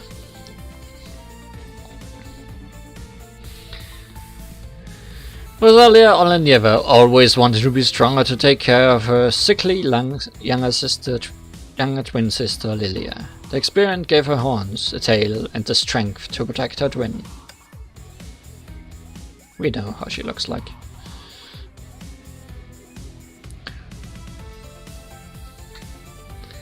Rosalia and Lilia became renowned starlets. Vodka Girls, with a single performance to their name at Cocolia's Orphanage. The Vodka Girls, however, refused to comment about their subsequent events or plans. A fellow member mentioned that she is happy as long as her sister is. Molotov Cherry is based on the Molotov cocktail, which is not really a drink. Rosalia didn't know that and tried to have it with cherry on top. In any case, Rosalia often complained about having the same birthday as Lily, because that means one less cherry cake for the entire year. Poor Rosalia, having to share a cake. And trying to drink Molotov cocktail with cherry on top.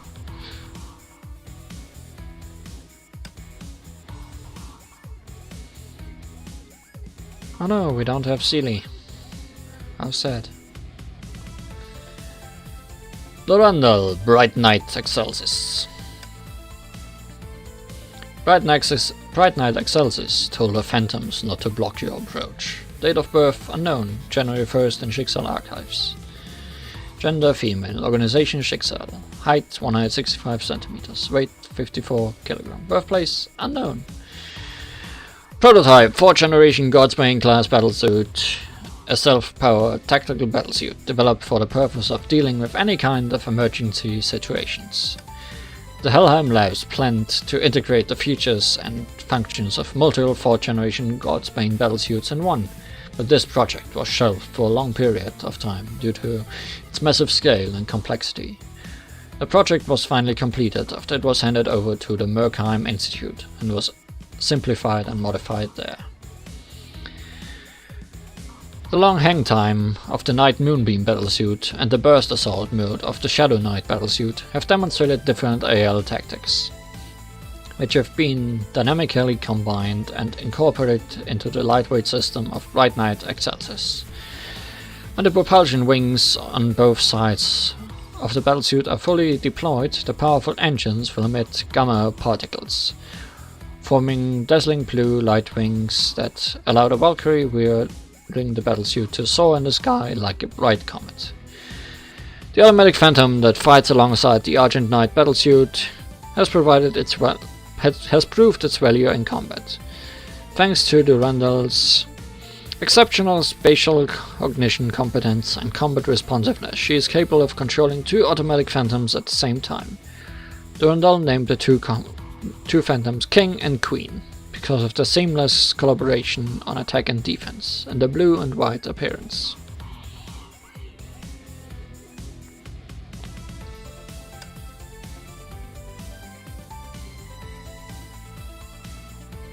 Also don't have some Mikos, I guess. Okay, Chloe would like to do the workout with you.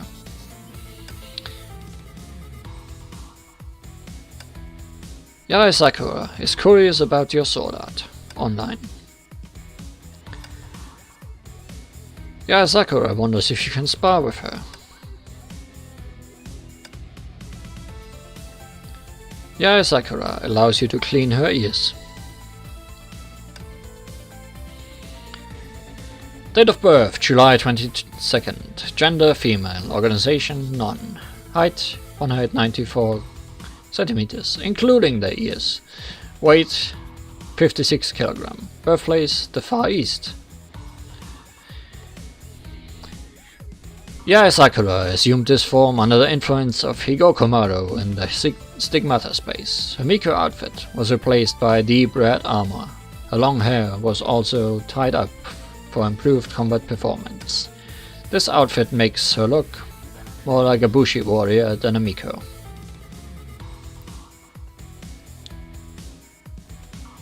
Look at those ears go. Yarai Sakura never left her village, nor studied Kenjutsu with a true master. Her fighting style is best described as a Garyu self-inspired stance. Nevertheless, Yarai Sakura could wield her Tachi and Wakizashi with surprising skill to deal devastating blows. Perhaps this was made possible through Higokomaru's powers. Such mastery could only be witnessed in the Stigma space. Yarai Sakura eventually chose to stay in the Stigmata space forever. 500 years had passed. Those she had hated and those she had loved no longer exist. The dreamscape of Yarai village is the only place familiar to her in this strange world.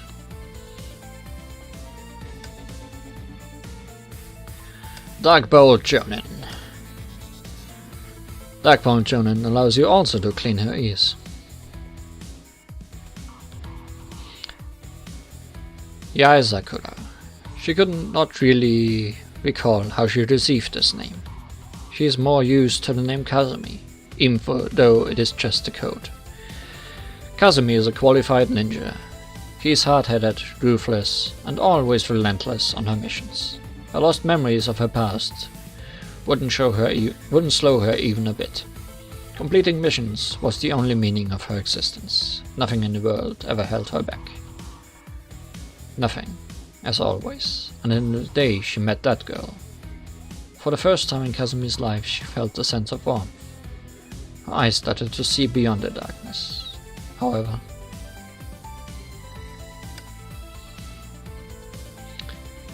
and who did you meet but Sixth Serenade, Kalin Kaslana? Kalin doubts if you can hold a gun properly. The Sündenjäger finally agrees you are not a vampire. Spoiler, that's the sister that killed Vampire Teresa. Sixth Serenade agrees to help you reclaim your docked salary. Date of birth unknown, gender female, organization X-Schicksal, height 170 centimeters, weight 54 kilogram, birthplace Europe. In 1475, the battle at the Kipchak Steppes changed Kallen Kaslana. The Valkyrie had never tasted defeat for 10 years in her career, but she found herself powerless before the warrior sage of the Far East. Kallen believed in justice and fighting for the people, but the corruption of Schicksal shook her fate. During the retreat from the east, Kallen witnessed the plight of refugees displaced by the war. As a Valkyrie of Schicksal, Kallen was in no place to purge Schicksal of its growing decadence. However, Kallen personally took up the guise of a shadow to fight against the false light of the church. The Rogue Extraordinaire is an embodiment of Kallen's rebelliousness. Kallen did everything she could to enforce vigilante justice. She helped the small folk reclaim tax money, brutally extracted from them by the clergy, saved people wrongfully imprisoned by the church, and smote down avaricious judges and watchmen.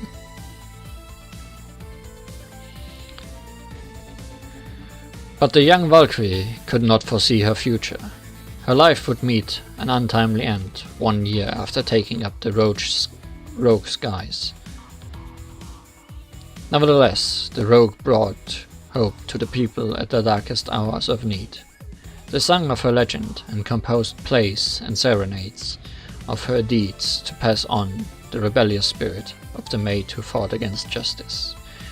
The night is her stage. Her form was curved like the mandolin and tense like its strings. The night serenade heralds the pending daybreak. Very poetic.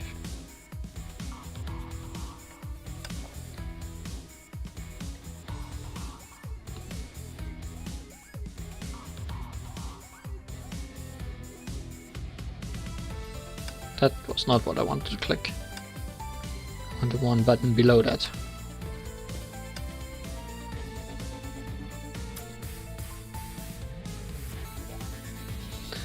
Scientific revolution. Tesla, Edison, Schrödinger, Einstein, Kepler, Newton and Planck. Here you can look at everyone that is not locked.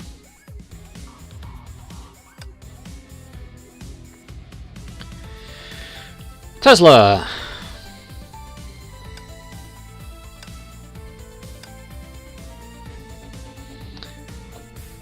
Region, North America. Alignment, chaotic neutral. Expertise, electromagnetism, electrical sciences. Height, 157 centimeters. Weight, 46 kilogram. Birthplace, Serbia, Croatia.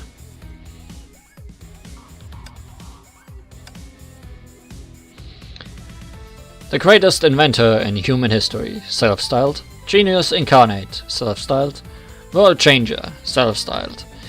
Add any other compliment you can think of. She'll be mad if you don't, self-styled. Despite calling herself the girl who created the modern world, she started off as someone who's really into radios.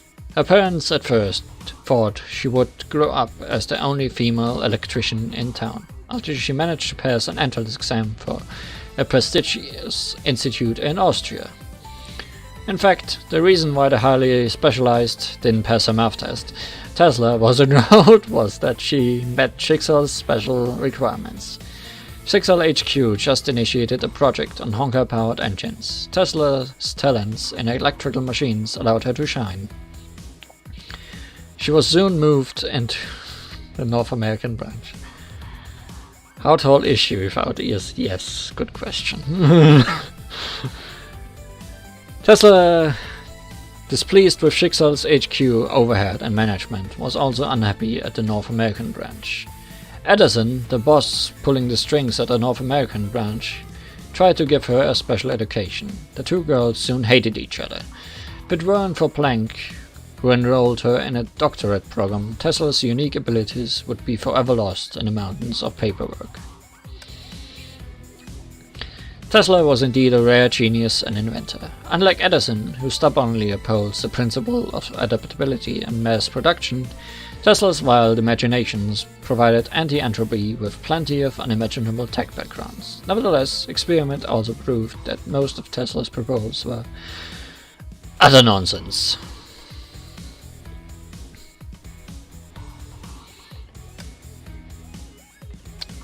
Edison. Surely a lover of Tesla. Yeah, let's stick with that one. Region: North America. Alignment: lawful neutral. Expertise: civil inventions. Businesses. Height: 176 centimeters. Weight: 55 kilograms. Birthplace: East Coast, USA. Greatest entrepreneur in human history. As for her other accomplishments, feel free to give your own opinions. The heiress of Supergen Corp, and widely regarded as the girl who actually created the modern world. I'm sorry, Tesla. At the age of 17, her parents were killed in a Honkai eruption, forcing her to become the chairman of the board of Supergen. Since then, she had focused on nothing but the eradication of Honkai. To achieve this end, she even waged her entire company to acquire support and forge an alliance with Schicksal, building the North American branch that actually played allegiance to her alone. Her outstanding organization skills protected Supergen from Schicksal's hostile takeover. In fact, Supergen grew in scale and power in this alliance. Edison also recruited Planck and Schrödinger, giving the North American branch enough power to rival that of Schicksal HQ itself.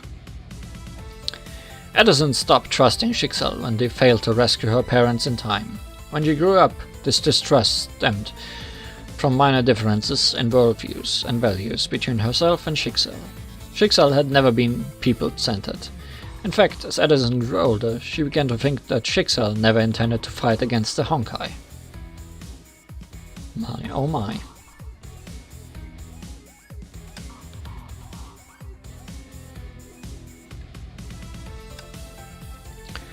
Schrödinger.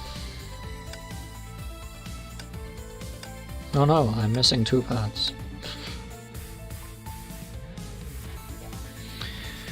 Region: North America. Alignment: true neutral. Expertise: theoretical physics, philosophy. Height: 161 centimeters. Weight: 48 kilograms. Birthplace: Austria. The most stubborn sadist in the history of mankind. Schrödinger, the bane of feline cat kind. Just kidding. Or are you? Besides Schrödinger's wave equation in quantum mechanics textbooks, she was also the first to suggest the concept of negentropy.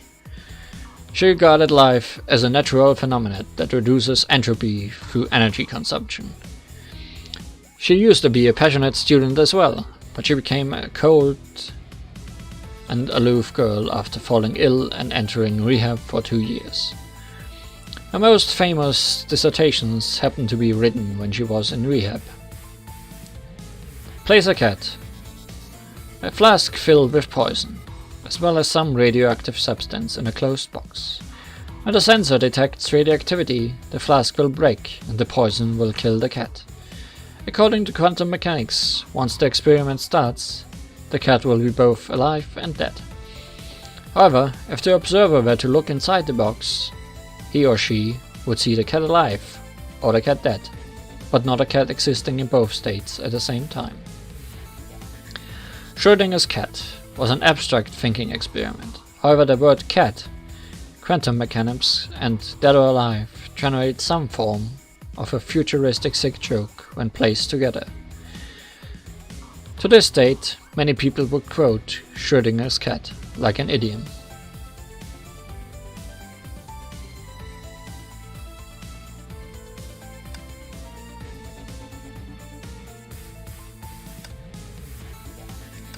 Einstein.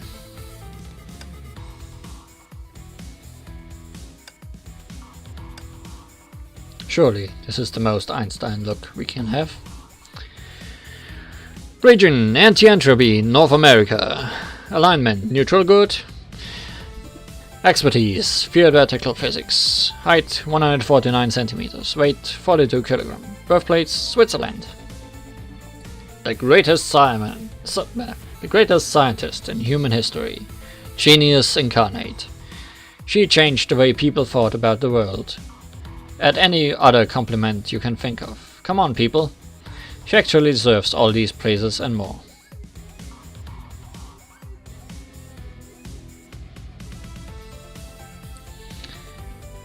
Age 8. Taught herself calculus and linear algebra. Age 16. Proposed general relativity and earned her doctorate degree. She viewed gravity as curves in the space-time fabric, thus changing mankind's perspective regarding the entire universe. Her mentor was Planck, who served as her friend and teacher since she was 8 years old. A psychologist recommended Einstein to Planck, who essentially served as her guardian. This was the reason why Einstein was regarded as Tesla and Schrödinger's senior, even though she was younger than both of them. A co-founder of Anti-Entropy, with Welt, Planck and Tesla. Anti-Entropy used to be North American branch of Schicksal. In November 24, 1955, the organization violently succeeded from Schicksal and quickly became a global power that rivals Schicksal itself. Welt, the first Hesher, had a brief encounter with the leader of Anti-Entropy. Although Einstein remained herself, Welt was no longer himself.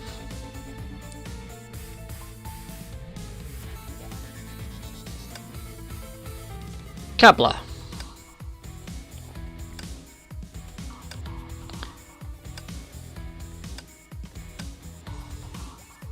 Very smug. Region, Germany. Alignment, chaotic neutral. There is a chaotic neutral. Expertise, astronomy. Astrology. Height, 168 centimeters. Weight, 51 kilograms. Birthplace, Germany. Known as the greatest astronomer of her time, her astounding ability to observe the universe was not only cultivated in her work of charting celestial bodies, but also in her interpersonal communication skills, especially towards other girls. Kepler doesn't believe in astrology, but in the face of life and its needs. She made a living of astrology for many years. This work ended up earning her a considerable reputation among ladies of the aristocracy. However, many of the aristocrat gentlemen could care less about her. After they spent all that she had on astronomy equipment, it was discovered that some of her funding came from money, which is meant to help the poor. This led to her nickname as Rotten Crook. Her hobby of writing science fiction novels is based on Kepler's imagination when observing the heavenly bodies, as well as the royal lifestyles she has witnessed. What's interesting is that many of the things she wrote about that were deemed as fantasy at the time ended up becoming reality later on. Kepler is so popular with female members of the aristocracy that she often gets invitations for a walk or dinner. The astronomer usually rejects the latter, since she believes that food and sustenance always get in the way for her astronomical pursuits. These upper-class ladies, however, regard Kepler's dinner rejections as part of her charming repertoire. Even at a time when she was alone doing nothing, Kepler would keep muttering to herself. This wasn't a habit of herself, but rather a result of her painstaking efforts. Her talking was more like a way of helping her to solidify the various memories that were running through her head.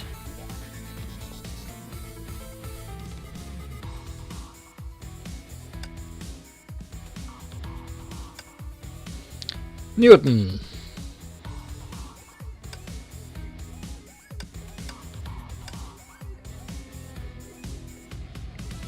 Region England. Alignment lawful neutral. Expertise physics, mathematics. Height 159 centimeters. Weight 45 kilogram. Birthplace England.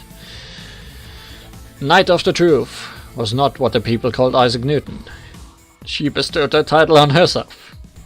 Of course, as a leading physicist of her time, her discoveries opened all new era for the world, and she made significant achievements in astronomy and philosophy.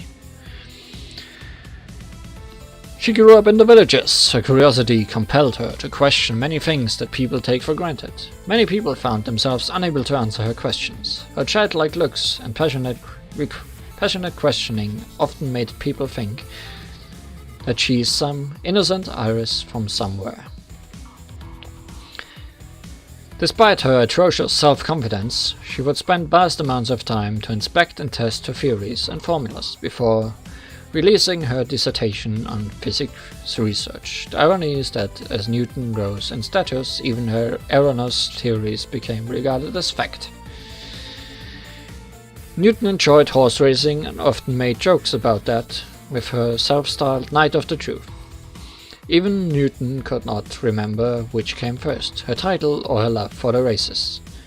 Perhaps she shouted it out loud when riding horses in the villages. Newton would remove her monocle and wear a jockey helmet to take part in the races. Her youthful features attracted many admirers. Newton would delve into supernatural forces to explain questions and phenomena that go beyond her scope of knowledge, and fantasize how these elements serve as hints to her role as the rescuer of the world.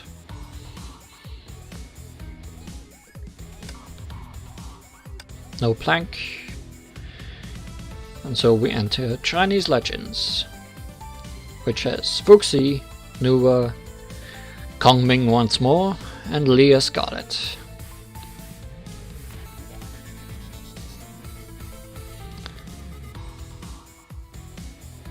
Nuwa.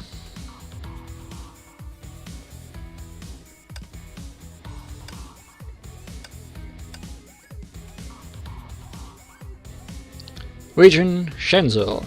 Alignment lawful good. Expertise Chinese legend. Height 154 centimeters. Weight 44 kilograms. Birthplace unknown. A girl from the previous era. She reawakened as the guardian of the Xuanyuan sword several thousand years ago in China, and was regarded as the creator of all things. She has a twin sister named Fuxi. Nuwa personally gave Xuanyuan sword the girl named Shi Xuanyuan, initiating the war between humanity and the Honkai in the current era. Both Nuwa and Fuxi disappeared without a trace when this mission was completed. Despite being the younger of the twins, most would think that she is the elder. Nuwa would take care of Fuxi on a day-to-day basis, and gave many colorful recounts of Fuxi's heroic feats in battle. Having witnessed how early humans in the current era worshipped natural phenomena, Nuwa came up with an idea to dispense previous era knowledge throughout the stories and legends. She fashioned the tales of herself and Fuxi into epic myths to popularize them, laying down the foundations of Chinese legends in the process. To make the story more engaging, Nuwa also focused on character design and even created figurines of them using fine alluvial clay. For reasons unknown, all characters turned out to be young, beautiful girls. Fuxi believes Nuwa was too heavily influenced by some previous era counterculture.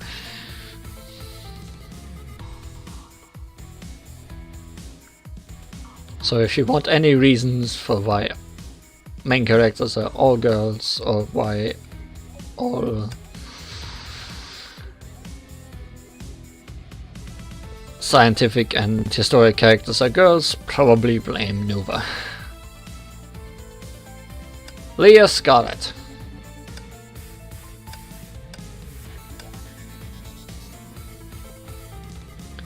Region Shenzhou. Alignment chaotic good.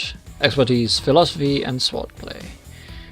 Height 175 centimeters. Weight 56 kilograms. Birthplace Shinzo. 554 before Christ. The legend of the Red Poet began with a plain iron blade, by which she triumphed over every pugilist in the world. Her name was Leah Scarlett. She was like a drifting cloud who never dwelt in one place. For 3 years she traveled across Shenzhou and defeated monsters and villains beyond counting. 551. Leah fought the eldritch beast Qianchi, soaking the land with its blood for 100 miles. But mortal strength is limited. The Blade Maiden eventually collapsed from exhaustion after a fight that lasted 3 grueling days, but Master Phoenix appeared and slew Qianchi. 459. Leah Scarlett mounted Taixu. More than a decade passed. She left and never wore red again. She became the wielder of Water's Edge and taught many disciples philosophy and the art of the blade. She lived for 100 years before returning to Mount Taixu, where she died. Xianzi. Phoenix buried her beneath a pine that grew on the mountain's peak.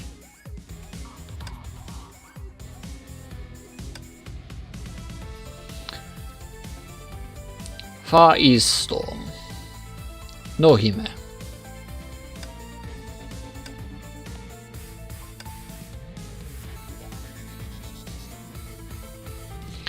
Region Far East. Alignment Chaotic Good. Expertise Politics and connoisseur of drinks.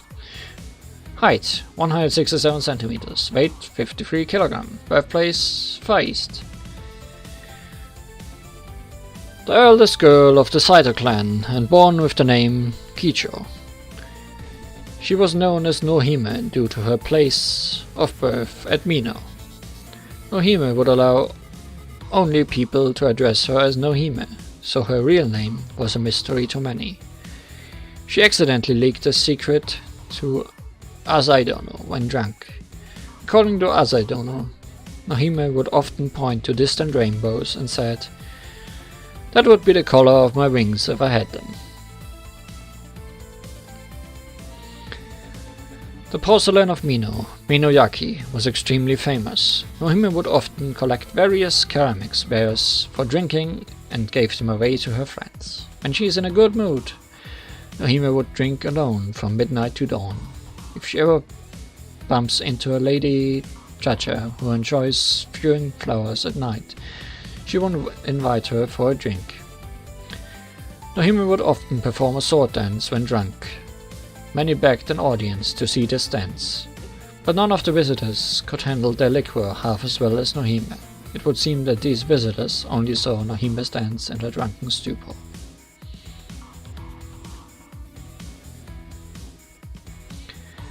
To Nohime, Chacha is just a little girl trying to show off. This thought compelled Nohime to take good care of her. However, Lady Chacha never exposed her true self to Nohime. This vexed Nohime as well. Nohime knew very well the role she played. Despite being a pawn, Nohime refused to be a pawn for the rest of her life. Fortunately, she met a like-minded person in her life who treated her like a person.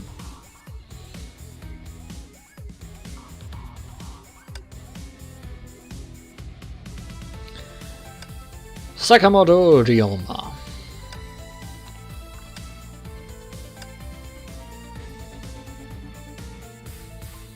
Region Far East. Alignment Neutral Good. Expertise Politics, Business and Military Affairs. Height 178 centimeters. Weight 65 kilograms. Birthplace the Far East. Ryoma was born when Schicksal began establishing its presence in the Far East. She was infected by the Honkai in her youth and temporarily lost the use of her right eye. Although Schicksal helped her heal, Ryoma remained hostile to this foreign power. but the advanced technology of Schicksal allowed Ryoma to catch a glimpse of the future for the Far East. She was heavily influenced by Taoist philosophies of China and dreamed about traversing its lands, but she could never realize her dreams due to transportation issues. People said that this was the reason behind the coastal defense system constructed under Ryoma's command. But by that time, her interest had already went global. How did the world to the new world open for Ryoma? Ryoma had her answers when she had staked for the first time. Oh knew that Samurai Sakamoto Ryoma and the top student of the school had a habit of wearing a little white flower around her. In a time when women were placed in lower statuses, Ryoma chose to hide her gender from others in order to rise to a position of importance. Perhaps the white flower served as an embodiment of her inner rebelliousness.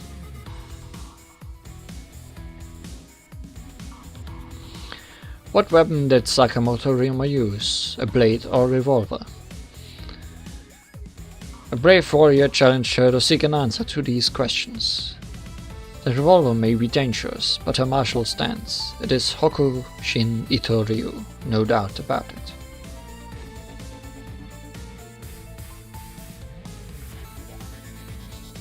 A knife gun, or a gun and a knife.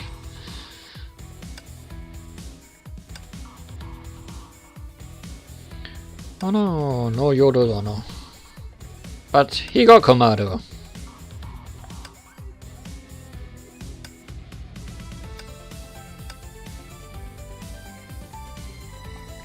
Region unknown. Alignment chaotic evil. Expertise fine dining. Height 165 centimeters. Weight 40 kilogram. Higokomaro had many names. She hated some of them and couldn't remember others. When people asked about her name, she would feign hesitation and then give an innocent smile. Higokomaro, that's what Anigimi would call me. She likes Yae Sakura and gives an equal amount of love to fried tofu as well. In fact, she would stay up all night waiting outside the village snack shop to munch on the first batch of freshly fried tofu. This simply means she would sleep through the day. Higokomaro enjoys addressing any girl as Aniki, elder sis, no matter how old they may be. The word Aniki is super special to Higokomaro. It spans 50,000 years of lost time and allows her to reminisce about her time as a young girl. Higokomaro loves barbecue and can never get tired of roasting things herself. However, everything she cooks is burned to a crisp and practically inedible. Higokomaro loves street performers. She saw fire spitters when a traveling troupe passed by Yae village. Higokomaro was disappointed. She finally realized that breathing fire was not so awesome after all.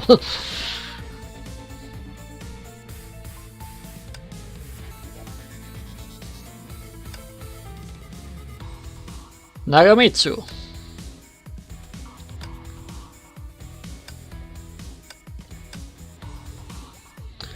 Region Far East, alignment neutral good. Expertise handicrafts. Height 148 centimeters. Weight 40 kilogram. Birthplace the Far East. Born into a family of craftsmen, Nagamitsu appeared very traditional, but her mind was a storm of diverse interests and hobbies.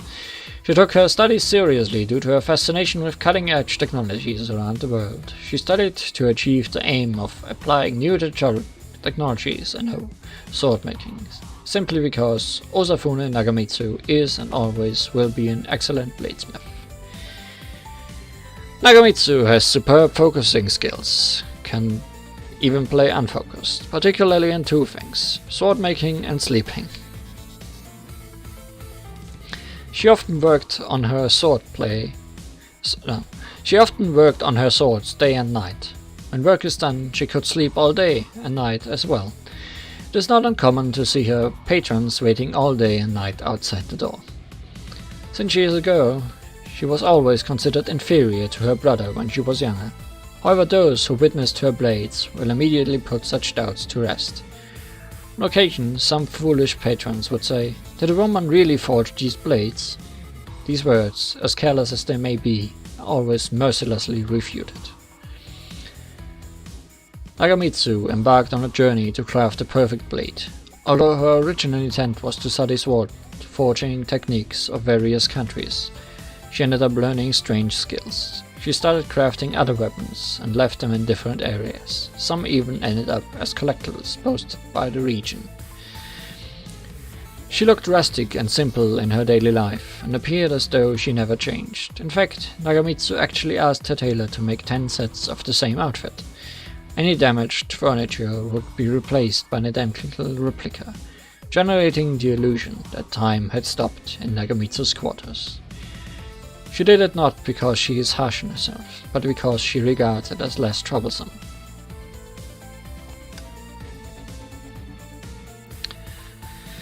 Now, Kanetsugu.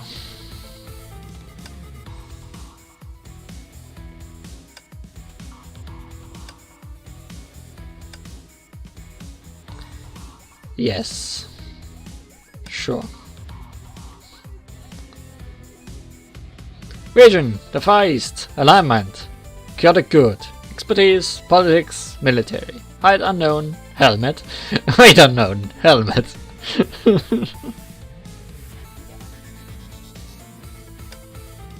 What helmet?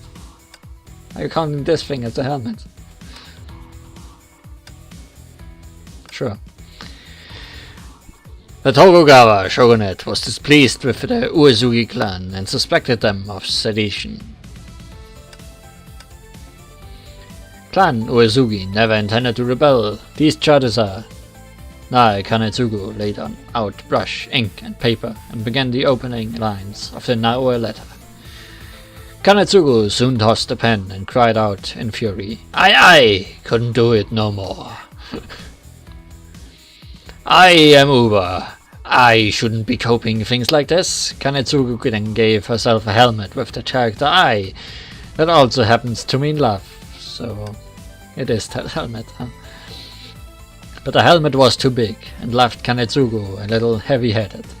"I knew it. The world must be big and gold for the bling. It's gotta be huge." Kanetsugu admired herself in front of the mirror, wearing the helmet she designed herself.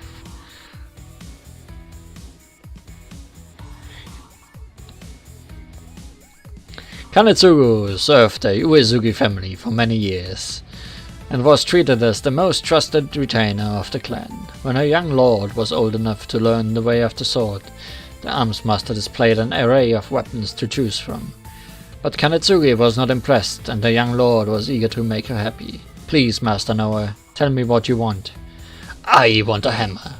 That's gotta be huge."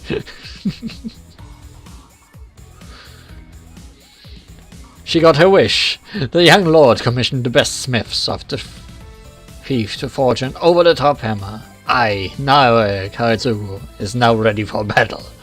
The retainer wore her Jinbaro's surecoat, the signature I emblazoned helmet, and gripped the massive hammer in her hand.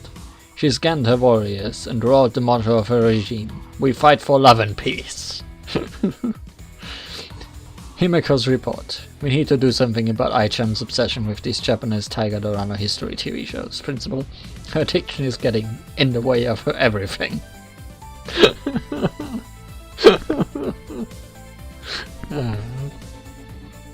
Silly Ai-chan. Always being silly. Worth noting, it was an April Fool's joke that Naoe Kanetsugu would be a playable character at one point. That would have been something for sure.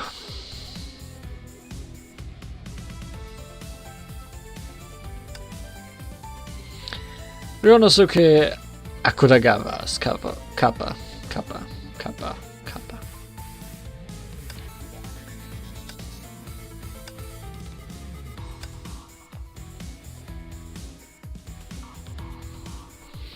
Region: the Far East. Alignment: chaotic neutral. Expertise: philosophy, writing. Height: 156 centimeters. Weight: 38 kilograms. Birthplace: the Far East. Ryonosuke is the youngest daughter of the Nihara family.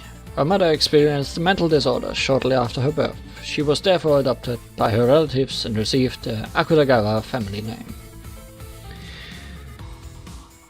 The head of House Akutagawa was a strict, knowledgeable officer who valued children's education considerably. With his guidance, Ryonosuke had read many great works of literature, published her own works, and made herself known to the world. Everyone said that Akutagawa's adopted daughter was born to be a great writer. The year when Akutagawa reached 23, she began to suffer from a mental illness, just like her mother had. It all started with a nightmare she had one night. No one considered it something serious at first. The dream had been a rich source of inspiration for her to create new stories. However, the whisper in that dream, with the tone of her mother, never stopped calling her ever since. In every dream she had, every night, it was calling her to come to where she really belongs. That place had been waiting for her. I saw a city, an ancient city in the depths of the ocean. In the city I saw a cloud-capped tower made of emerald, an eerie sculpture carved out of a giant piece of stone, and some concretish embossment covered in lichen. And in the heart of the city I saw something even more horrific, revolting and ghoulish. I heard his calling. I have to answer it. On a clear night, Ryonosuke Akutagawa left the world in her dream, peacefully. Black stars shone in the night sky, as always. This line kinda reminds me of the song Yukari was singing in Immaterial and Missing Power. I wonder if that song is also based on a work of Akutagawa, maybe. I always wondered if that was something Sun wrote himself.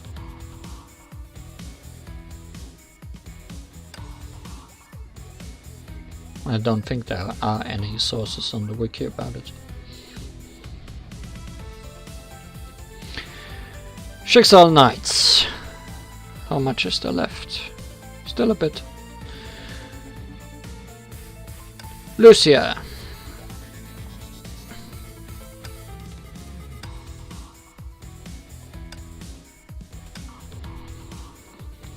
Region: France. Alignment: lawful neutral. Expertise: fencing. Height: 171 centimeters. Weight: 53 kilograms. Birthplace: France. Lucia is a woman of outstanding abilities and is never outdone by her male counterparts. She is truly a knight that is always on the move. She is very dedicated to her own reputation and would never let others tarnish it. In a battle to protect the temple, Lucia fought enemies in a garden without hurting a single flower. She earned the title Champion of Flowers with this feat. Lucia is never one to prescribe to the doctrine of using your tongue rather than your fists, as she is seldom thwarted by any doctrines at all. In her heart, she truly believes that it's better to just fight it out rather than sit about and argue. The male knights around Lucia always feel the indescribable sensation that Lucia sees them as potential opponents, although she herself is completely oblivious to this habit.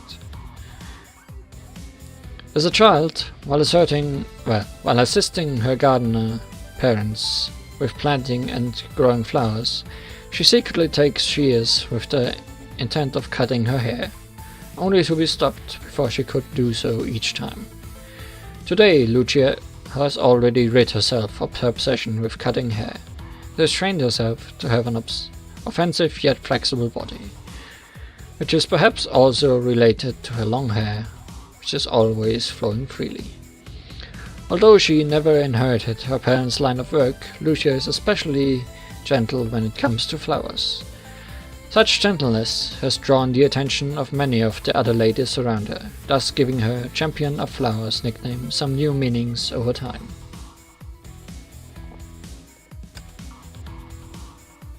Viola.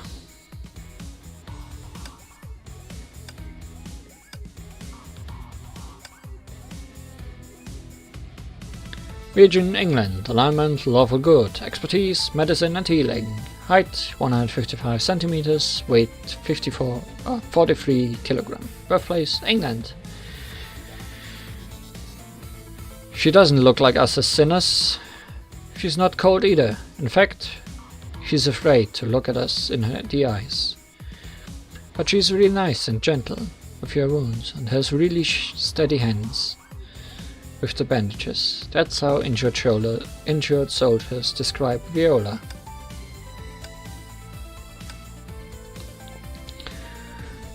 Viola was originally a soldier under Victoria. Her performance was extremely poor in Victoria's regiment. Unable to stomach the harsh military training, Viola left Victoria. A letter describing her inability to go on and deserted the regiment. It was thanks to the letter that Viola was spared the executioner's axe. Victoria decided to show lenience and wrote a letter recommending Viola to the School of Healers. As a healer, Viola was often carried out of the front lines after falling unconscious at the sight of blood, and was soon regarded as an unfit healer. But Viola chose not to run away. She knew she had no other place to stay. The rear areas of the battlefield were even worse than the front lines. After becoming a healer, Viola had the luck of treating Victoria when the latter was wounded and sent to the hospital. Although Victoria did not say anything, she gave Viola a military salute before leaving the hospital. Viola knew she had won the recognition of her ex-superior. Despite her poor performance, Viola's training allowed her to protect herself and the injured when they retreated off the field. Nevertheless, Viola did not treat herself as a first-rate healer because she did not have the heart to go to the front lines. Other healers who heard of this told her, "This is your front line."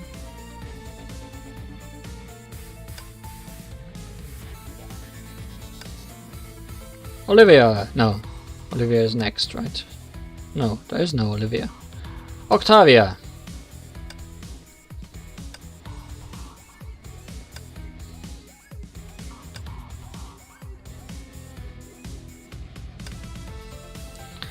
Region Europe. Alignment lawful good. Expertise combat. Height 158 centimeters. Weight 44 kilograms. Birthplace Sinister. What kind of sinister place is this? Where is it? Someone look it up. I may not be a Valkyrie, but the safety of the Overseer is far more important than fighting the Honkai. Octavia, head of the Schicksal Honor Guards.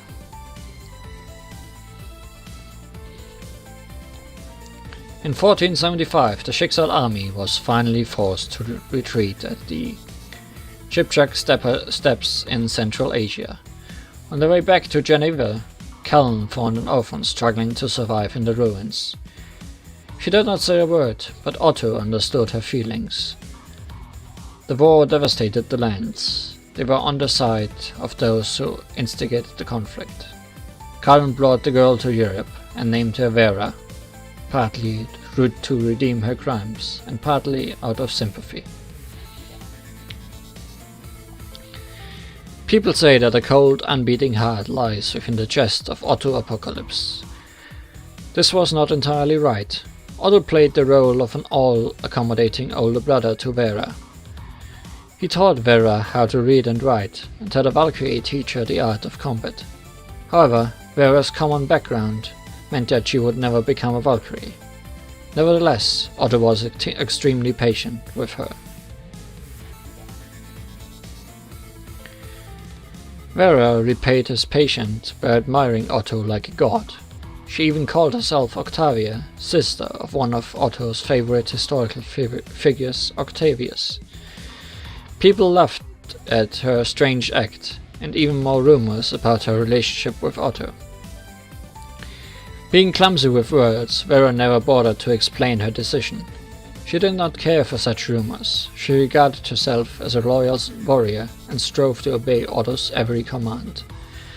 So, like a loyal satellite of the sun, she never bothered with what the dust clamored on about. In 1533, Vera passed away in her sleep. It was a common, uneventful death.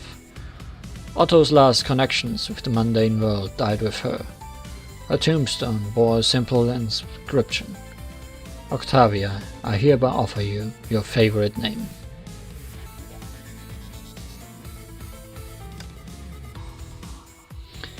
Shigure Kira.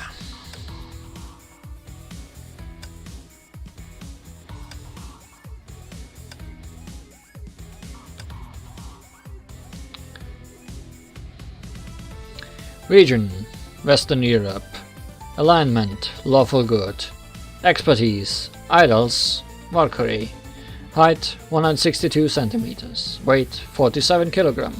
Birthplace is an idol's secret. She looks a little bit like the Molotov girls, Vodka twins, doesn't she? She even has the tail.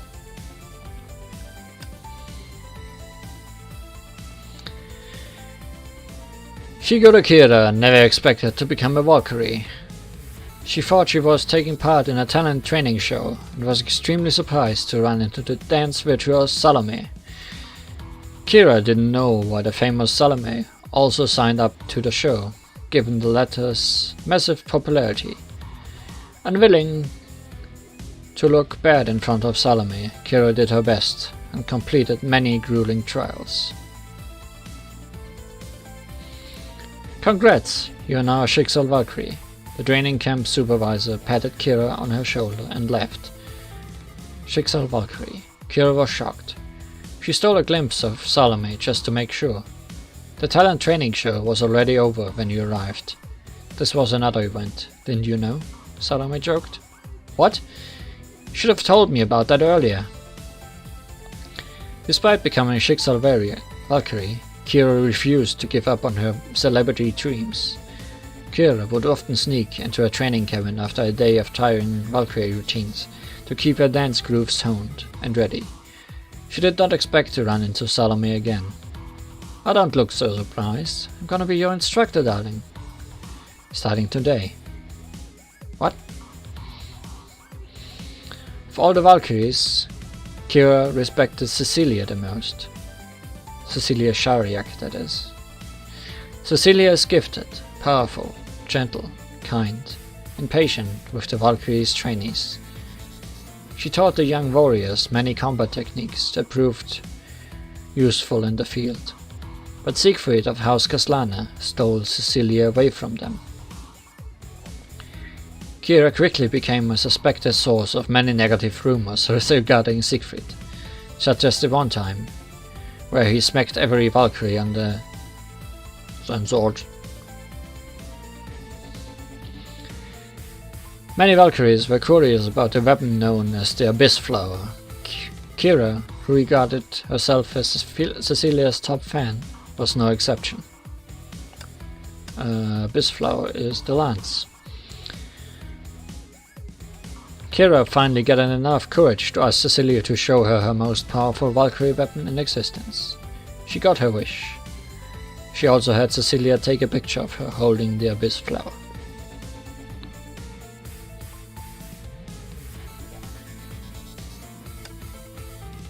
Ogier.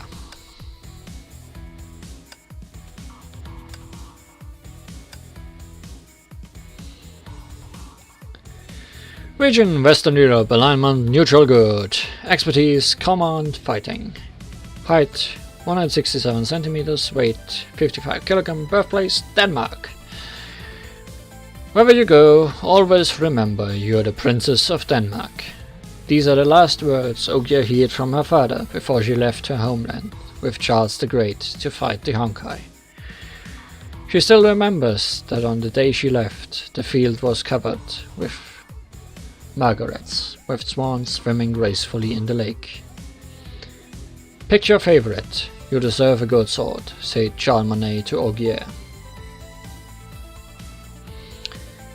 No sleep on the job. Okay. Standing in a treasure house full of rare swords, Ogier hesitated. All swords here were peerless, but the blades seemed to tell nothing but slaughter and cruelty. Suddenly she heard a mellow whisper calling her. She looked there, only to find an edgeless sword. It stands elegantly in the corner, like a swan on the lake. It's Cortana, but it's not really. Cortana, it's you that was calling me. Merciful, dull-blade knight. This was the epithet people gave Ogier. Despite the fact that Charlemagne had conferred Ogier the title of one of her 12 knights, other knights still had doubts about this comrade wielding a dull sword. But Ogier did not care. She had chosen Cortana, just as Cortana had chosen her. A fierce battle then came. In the battle against Honkai, the gallant knight swept the battlefield with her dull sword. No one dared to doubt this knight anymore. Her sword had also earned a name, the Sword of Mercy. I miss my hometown, said Ogier to Charlemagne. For the knights who had always been fighting far away from home, they talked about their hometown for solace. But all Ogier could call about her hometown was the margarets in the field and the swans in the lake. Her memories of her hometown were lost in the battlefields.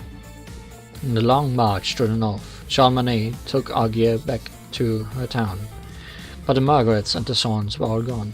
The beautiful land in Ogier's memory had been wrecked by the Honkai, perhaps long ago. After all those years of fighting, Ogier felt weary for the first time. Allow me to protect my hometown, at least in the last days of my life, she entreated. Charlemagne acquiesced. Ogier led her people to rebuild their hometown, and to bring back the light and hope that was lost for so long. But the swans never came back. On Ogier's deathbed, people asked her if she wants to be buried with other knights. She refused. She wished to be buried under the castle she used to live in. I am the Princess of Denmark, as always. Europe's legends. Victoria.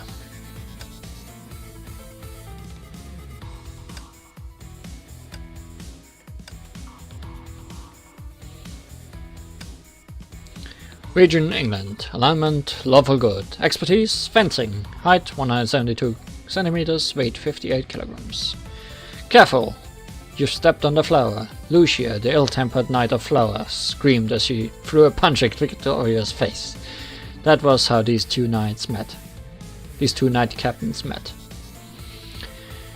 Victoria was an uptight and strict leader who hated any sign of weakness from her knights. The mediocre performance of Viola always vexed her. When Viola said that she did not want to stay in the knightly order, Victoria praised her for her courage to speak up and recommended her to the healers. A knight must be loyal to the heart. Victoria released the Honkai-infected child when she saw that she retained her sentience, but this act resulted in her exile. Nevertheless, Victoria refused to give up her hope. During her exile, she traveled from town to town, helping fight Honkai beasts to protect the small folk.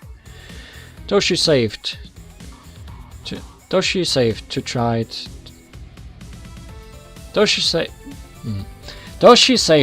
to learn more about her past, only to know how she was exiled from her knightly order.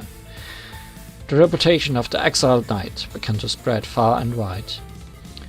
Victoria was never thought she would reunite with Viola. It was Viola who treated her when she was sent to the healers after suffering a grievous wound. The two girls did not share any wounds during treatment. Before leaving, Victoria gave Viola a salute, an act that said it all.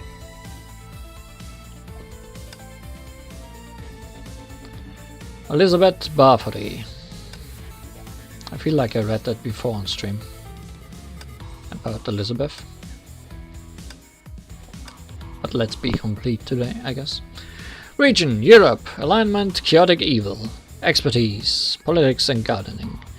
Height, 160 centimeters. Weight, 48 kilograms. Birthplace, Hungary.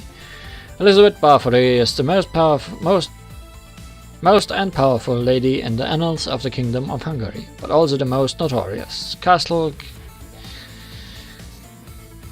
was the place where roses bloom all year. Its stony walls kept Elizabeth a prisoner. She did not remember what happened that day. It was the final banquet.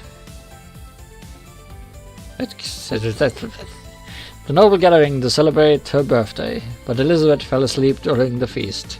There was nothing but red roses and silent guests lying in puddles of blood in their eternal sleep when she finally woke.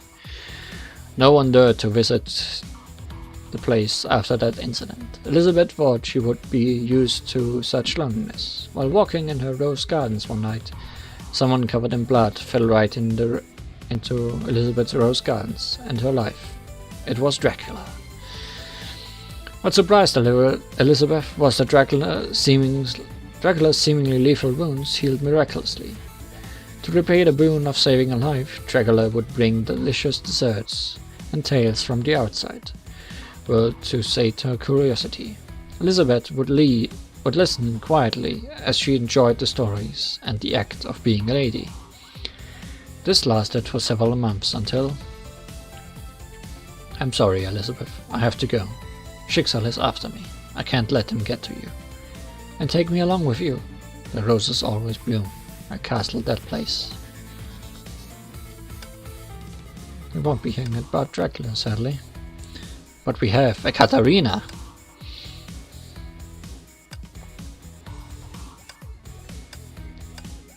We sure have a Katarina. Region, Russia. Alignment, true neutral. Expertise, politics and military. Height, 173 centimeters. Weight, 56 kilogram. Birthplace, Prussia. Katarina was a legendary lady who hailed from a noble yet unassuming Prussian family, but became the great Empress of Russia. With blood and iron, she molded Russia into great power that the rest of Europe feared. Before her arrival at Russia, the country was plagued by many weaknesses. Its bureaucracy was corrupt. Natural disasters struck often, and the mysterious horde of white-colored beasts devastated the northern villages. As the consort of the heir to the Russian throne, Ekaterina devoted herself to mastering the Russian language to become part of her adopted land. But this was the act that ignited her dormant passions. Ekaterina spent countless nights in the libraries of St. Petersburg to read through massive tomes and ancient scrolls. It was during these studies that she uncovered the Honkai, a supernatural phenomenon and humanity's greatest enemy. The aging, fragile parchment revealed to Ekaterina dark secrets from the past. An unimaginable power from eons past lurked in the unforgiving tundras north of the Ural Mountains. The gods placed a barrier here to contain the White Horde that threatened to consume the southern lands. Katarina realized that the barrier may have failed at some point. The only hope for the Empire was to unearth Solium, weapons once wielded by ancient heroes of Rus, who now rest in ice-covered ruins. Yet most people thought these discoveries to be preposterous. Ekaterina, on the other hand, did everything she could to see things through. She toiled restlessly and established a powerful clique local to her. She then forced her husband to abdicate and became the Empress of Russia. The Empire was transformed into an effective war machine to stop the White Horde. Only scant records, rumors and hearsay of the Empress' northern campaign survive to this day. But the Empress came back with carapaces, wing shells, fangs and other monstrous body parts, as well as over 100 pieces of weapons later known as Perun's arsenal. These weapons were reputed to be crafted by the gods. The campaign changed Ekaterina. She became cruel and avaricious. People guessed that something in the war changed her. But war never changes.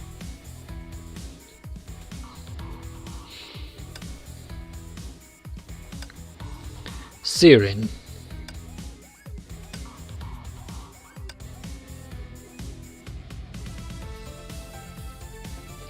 Region Siberia. Alignment Chaotic Evil. Expertise Questioning. Height 155 centimeters. Weight 42 kilograms. Birthplace Belarus. Strangers arrived at my village. They wore strange uniforms and masks. They searched every house. They claimed to be doctors from the city and examined us all. I was afraid they took away many people. I was afraid they would take me away as well. The Tower of Steel was suddenly erected in the tundra wastelands of Siberia in the late 20th century. It was Babylon Labs, the largest Honkai energy research facility in the world, outside Schicksal HQ. Everyone had high hopes in it. A strange disease then began to afflict towns and villages in Siberia. The doctors took me to the truck. There were others, Aurora, Agatha, and Bella. Everyone's here, but I am still scared.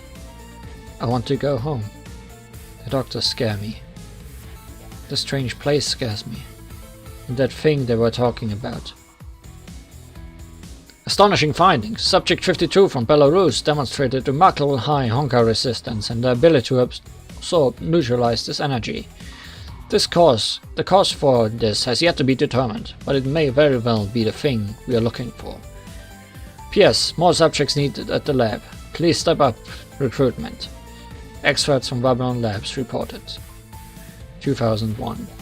2001-12. Aurora, Agatha, Bella, everyone's gone. I'm next. God, where are you? I'm scared, Mom. I've been a good girl. I did nothing wrong at all. Please save me, God. Save me. So, Sirin became the Herrscher of Void. And Bella became a giant dragon. That's how the world goes, I guess.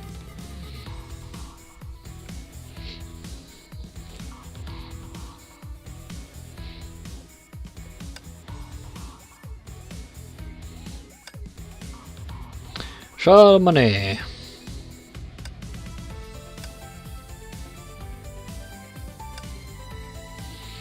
Region, Western Europe. Alignment, Chaotic Good. Expertise, Politics, Military. Height, 175 centimeters. Weight, 65 kilograms. Birthplace, Kingdom of the Franks.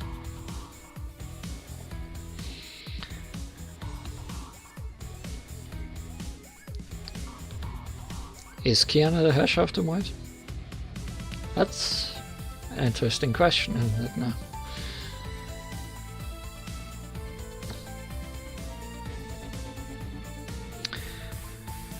Charles often played with her distant relative Roland when they were both young children. Charles enjoyed Roland's company and adoration, and the two girls often sneaked around the vast palace. They soon discovered a mysterious building. How could they get in? Charles remembered that her father kept some keys that might fit with the keyhole. After some more sneaking around, Charles and Roland finally unlocked the door and revealed its secrets. A long corridor filled with many legendary weapons lay beyond the door. Troyos, the Sword of Power, was displayed at the end of the corridor. Charles remembered her father telling her only those who wield Troyos can become the ruler of Franks. Then I shall do whatever it takes to wield the Sword of Troy, Charles swore to herself.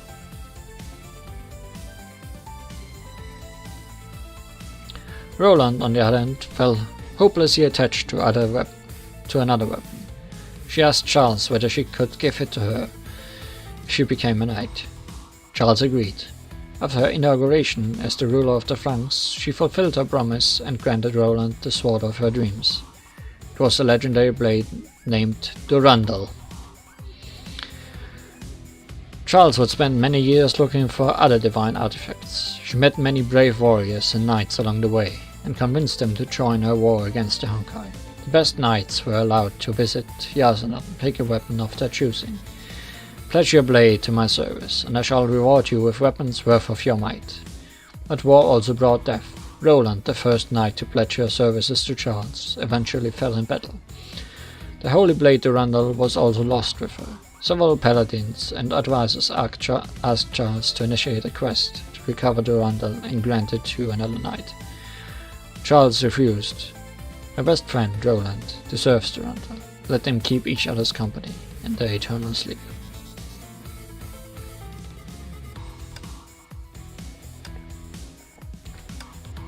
Because the question arrives about Kiana and the Herrscher of White. Well, Sirin was experimented on and turned into the Herrscher. She obtained the Herrscher core of White. However, this Herrscher core was then implanted into whatever Kiana's codename is, K49 something. Which pretty much implanted Sirin into Kiana. So Sirin is currently inside Kiana. And so Kiana is the Herrscher of the Void. Passed down for generations.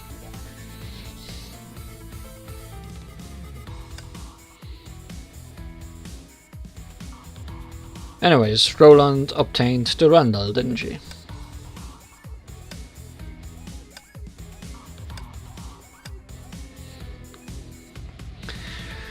Region, Western Europe, Environment, Lawful Good, Expertise, Command and Fighting. Height 169 centimeters, weight 58 kilograms. Birthplace, Kingdom of the Franks. The girl was the embodiment of chivalry. She unlocked the true powers of the Holy Blade Durandal and became a most trusted paladin of Charlemagne. Legend said her death on the battlefield sent Charlemagne into a depressed lethargy, unable to continue her fight against the Honkai. Roland, if she were to be alive, would refute such words. Charles is not that weak.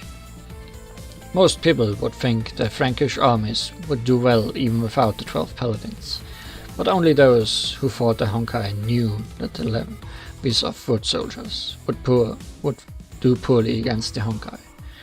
Roland's blade Durandal was not a product of the era. In fact, a powerful AI rests within this weapon. Durandal can alter material structure and physical characteristics through subatomic manipulation of matter. For example, Durandal can create micro-fracture within diamonds to cut the hardest known material like butter. During the Battle of some pairs, Roland performed the decisive last stand, like King Leonidas of Sparta, sacrificing herself to help the rest of the paladins escape. The sword Durandal went missing after Roland fell in battle.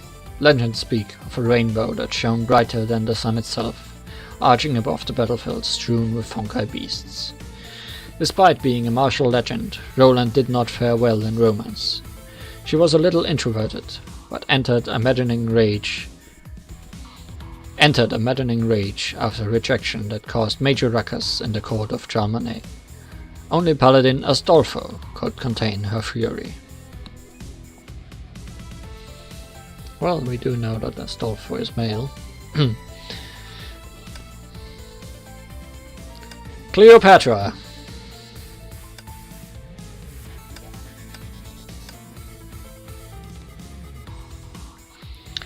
Region: Ptolemaic Egypt. Alignment: Lawful Evil.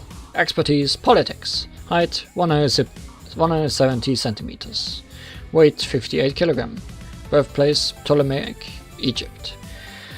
Cleopatra VII was the last pharaoh of the Ptolemaic dynasty. She is also the most famous queen of the Nile. The Ptolemaic kingdom was the last dynasty to rule the Nile, Egypt, and surrounding lands as pharaohs for nearly 300 years. Rumors say that this Hellenistic dynasty secured dominion over these lands by the help of mysterious organizations that bore the symbol of the Serpent. Cleopatra was intelligent, beautiful, and queen of one of the richest kingdoms of the world. With the Serpent's help, she didn't hesitate in seizing her half-brother's crown, nor balked before the Roman legions that demanded her submission. Both Caesar and Mark Antony fell victim to her charms and did her bidding. The powerful Roman Republic almost became her vassal. Romans named her the Viper Witch of the Nile, but Cleopatra regarded this as a fine accolade. After Antony's defeat at Actium and suicide, Cleopatra was kept prisoner by Octavius. It was during this time that the invisible serpent that was with her from her birth appeared. She tried to grab the snake, but it bit and killed her in an instant. For it turned out that the pharaoh was only a tool used by the serpent. Serpent always bad, even back in Egypt. Also interesting enough, I don't think we have any Roman figures as Stigmatas yet. I might be wrong. But I sure don't remember any. Oh, I don't have Shakespeare. But I have the curing master Picasso. If she loads.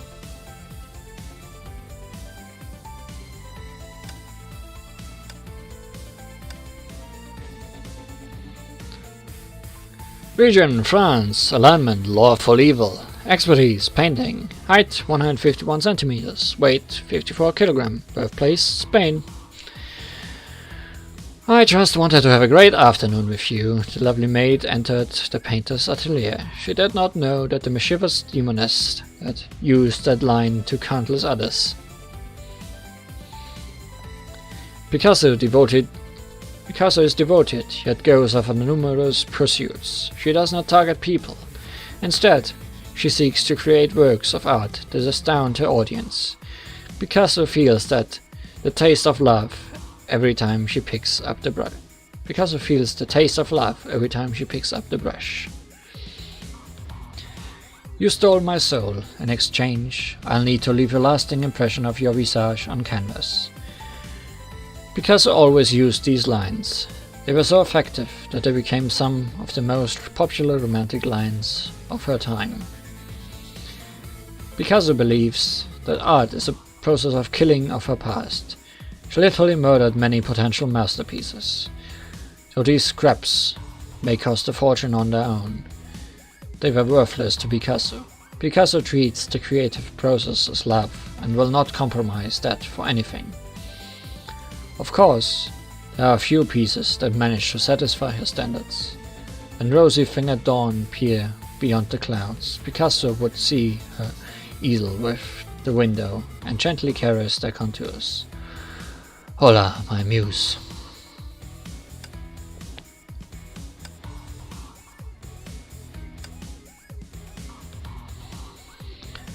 And now, finally, the Reborn Stigmatas. Reborn was a very special anniversary event, which gave us Cecilia formals, Hirokomoto formals, and Sealy formals. And here we finally have Cecilia Shadiak. Region, Europe. Alignment, lawful good. Expertise, war and computer games. Height, 169 centimeters. Weight, 55 kilogram. A present? I raised my head in surprise. Siegfried ruffled his hair uneasily. We never did celebrate our anniversary properly. I thought I should be doing something. Siegfried gave me a woolly black evening gown as a present. Oh, I never thought you were into this. I just felt like teasing him. I deliberately dragged out that line and eyed him secretly. Of course not! Of course, he blushed like an apple and turned his head around shyly. Just change into this. I'll be taking you to somewhere nice. It's very nice. It melts in your mouth, I said as I wiped my mouth. Great, that's great! Sigurd finally relaxed his shoulders. As though a great burden had been lifted, he quickly added, This dress suits you! Hepserizek came up with the idea about the gown and the classy establishment, I said in jest. I was a bit shy myself when I said those words. Oops, turned out that I was right. He got up in disappointment. Sure was right. Alright, sweetheart, let's go home. I got up and wrapped my arms around Siegfried's neck. I couldn't believe this happy-go-lucky guy could act like a little schoolboy at this moment. I never thought I would start a family before I met you, he suddenly said, as we went home. I took a few steps forward and said, me neither, but I felt I could be myself with you around, and you made me feel I am a-okay as well. I turned around and smiled at him. The wisteria bloomed behind my back, just like it did when I was younger. So, Cecilia Chariot and Siegfried Kaslana are the parents of Kiana. But are they the parents of the Kiana we know? Unlikely, considering the Kiana we know is just a vessel created solely for the Herrscher of the Void. Komodo formals. Still chaotic evil, still fine dining. Yae Sakura could remember traveling peddlers setting up stalls outside the village every month or so. These peddlers will often sell strange crafts not found inside the village. These memories were the reason why strange merchants would appear in the Stigmatas space. When Sakura was not looking, Hirokomari would sneak off to these stalls to look for food she never tried before. But there was this one time when Hirokomari saw something other than food. It was an album depicting young girls dressed in the raiments of foreign lands. Hirokomari never saw such dresses in Yae village. She always regarded Aniki's Miko outfit as the finest looking clothing there is. But these girls were dressed in a style that's that different from Yae Sakura. It literally has cuteness written all over it. The stall vendor took out a red and white gown that immediately seized Hirokomaru's interest.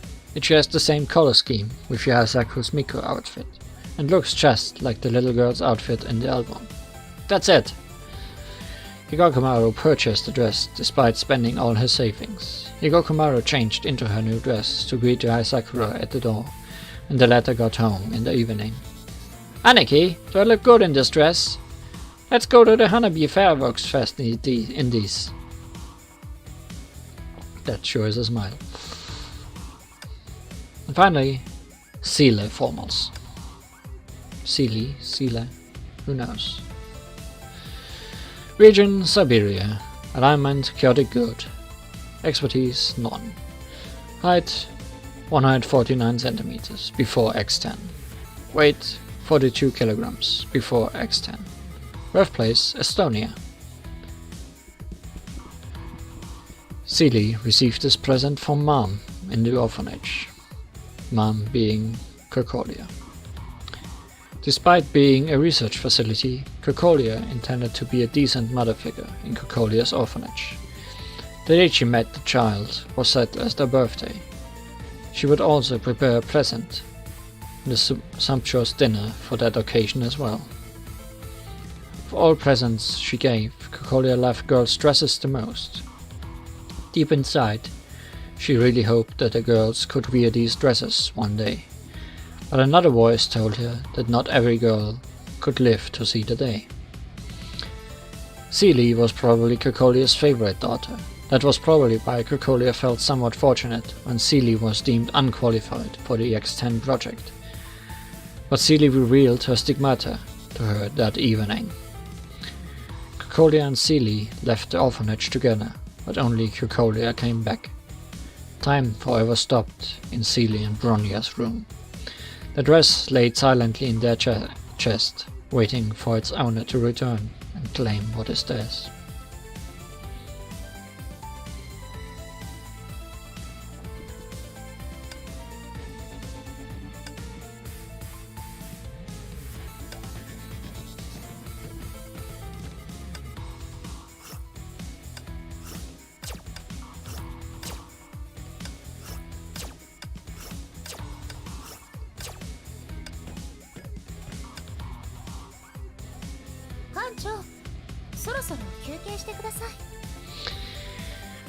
How right you are. How very right you are.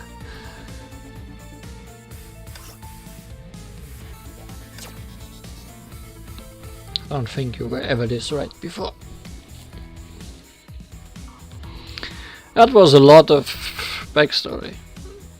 And considering how many Stigmata there are, there's still a lot that don't have an entry in the dorms.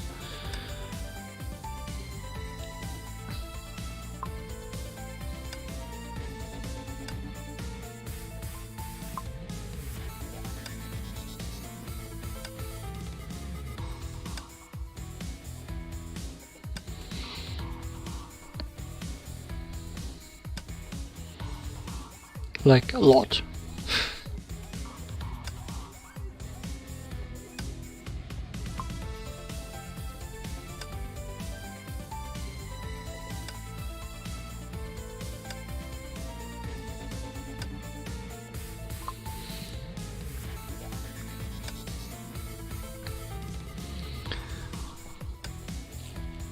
But most major updates have decided to add a little more each time. So surely we will get the story of all these interesting characters one day.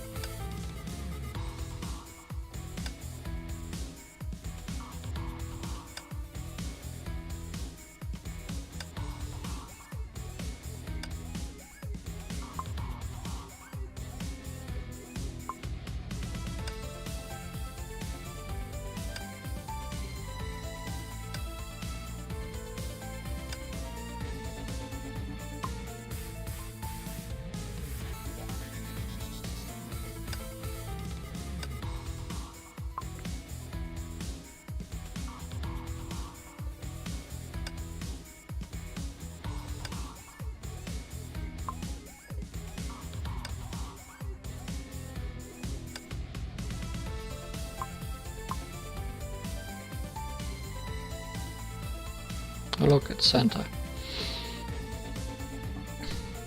Thankfully I have not yet turned real Santa into a Stigmata.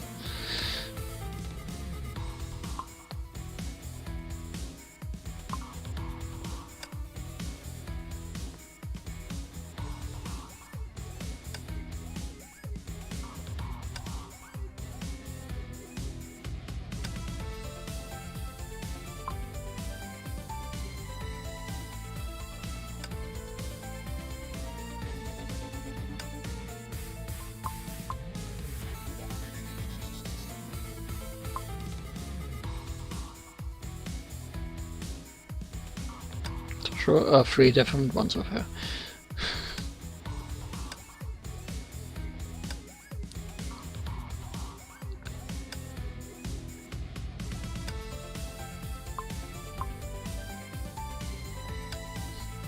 Alright, Tiny Schrödinger.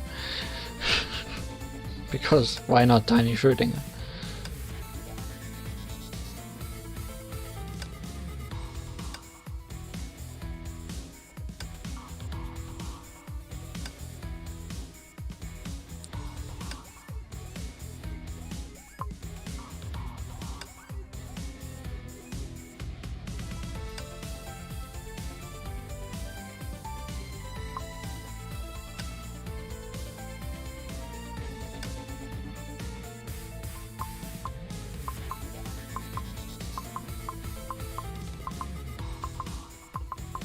So many Teslas.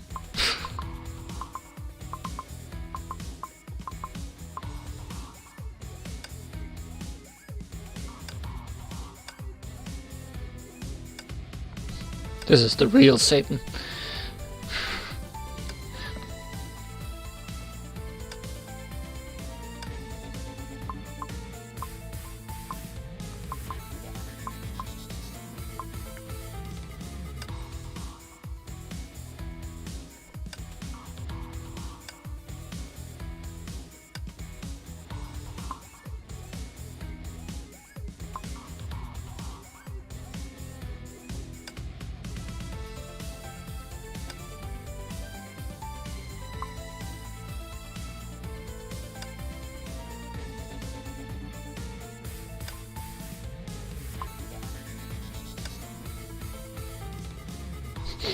That's nice. Why would you have that symbol but not give her that face?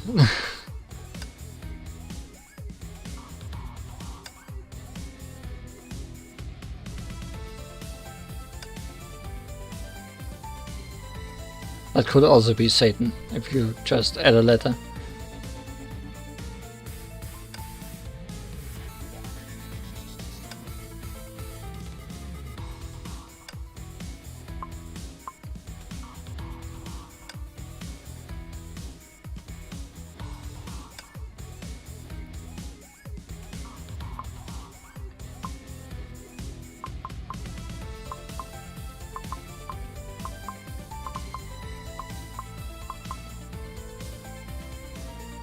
I'm surprised Selena and Charlotte don't have an entrance, because they are pretty much the two you start the game with as tutorial Stigmata. And they are completely useless outside of that.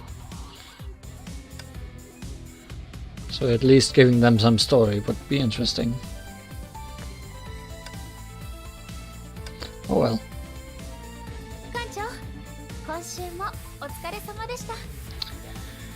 Great job watching this whole stream. I think it's time to stop. Thanks for watching. Good night.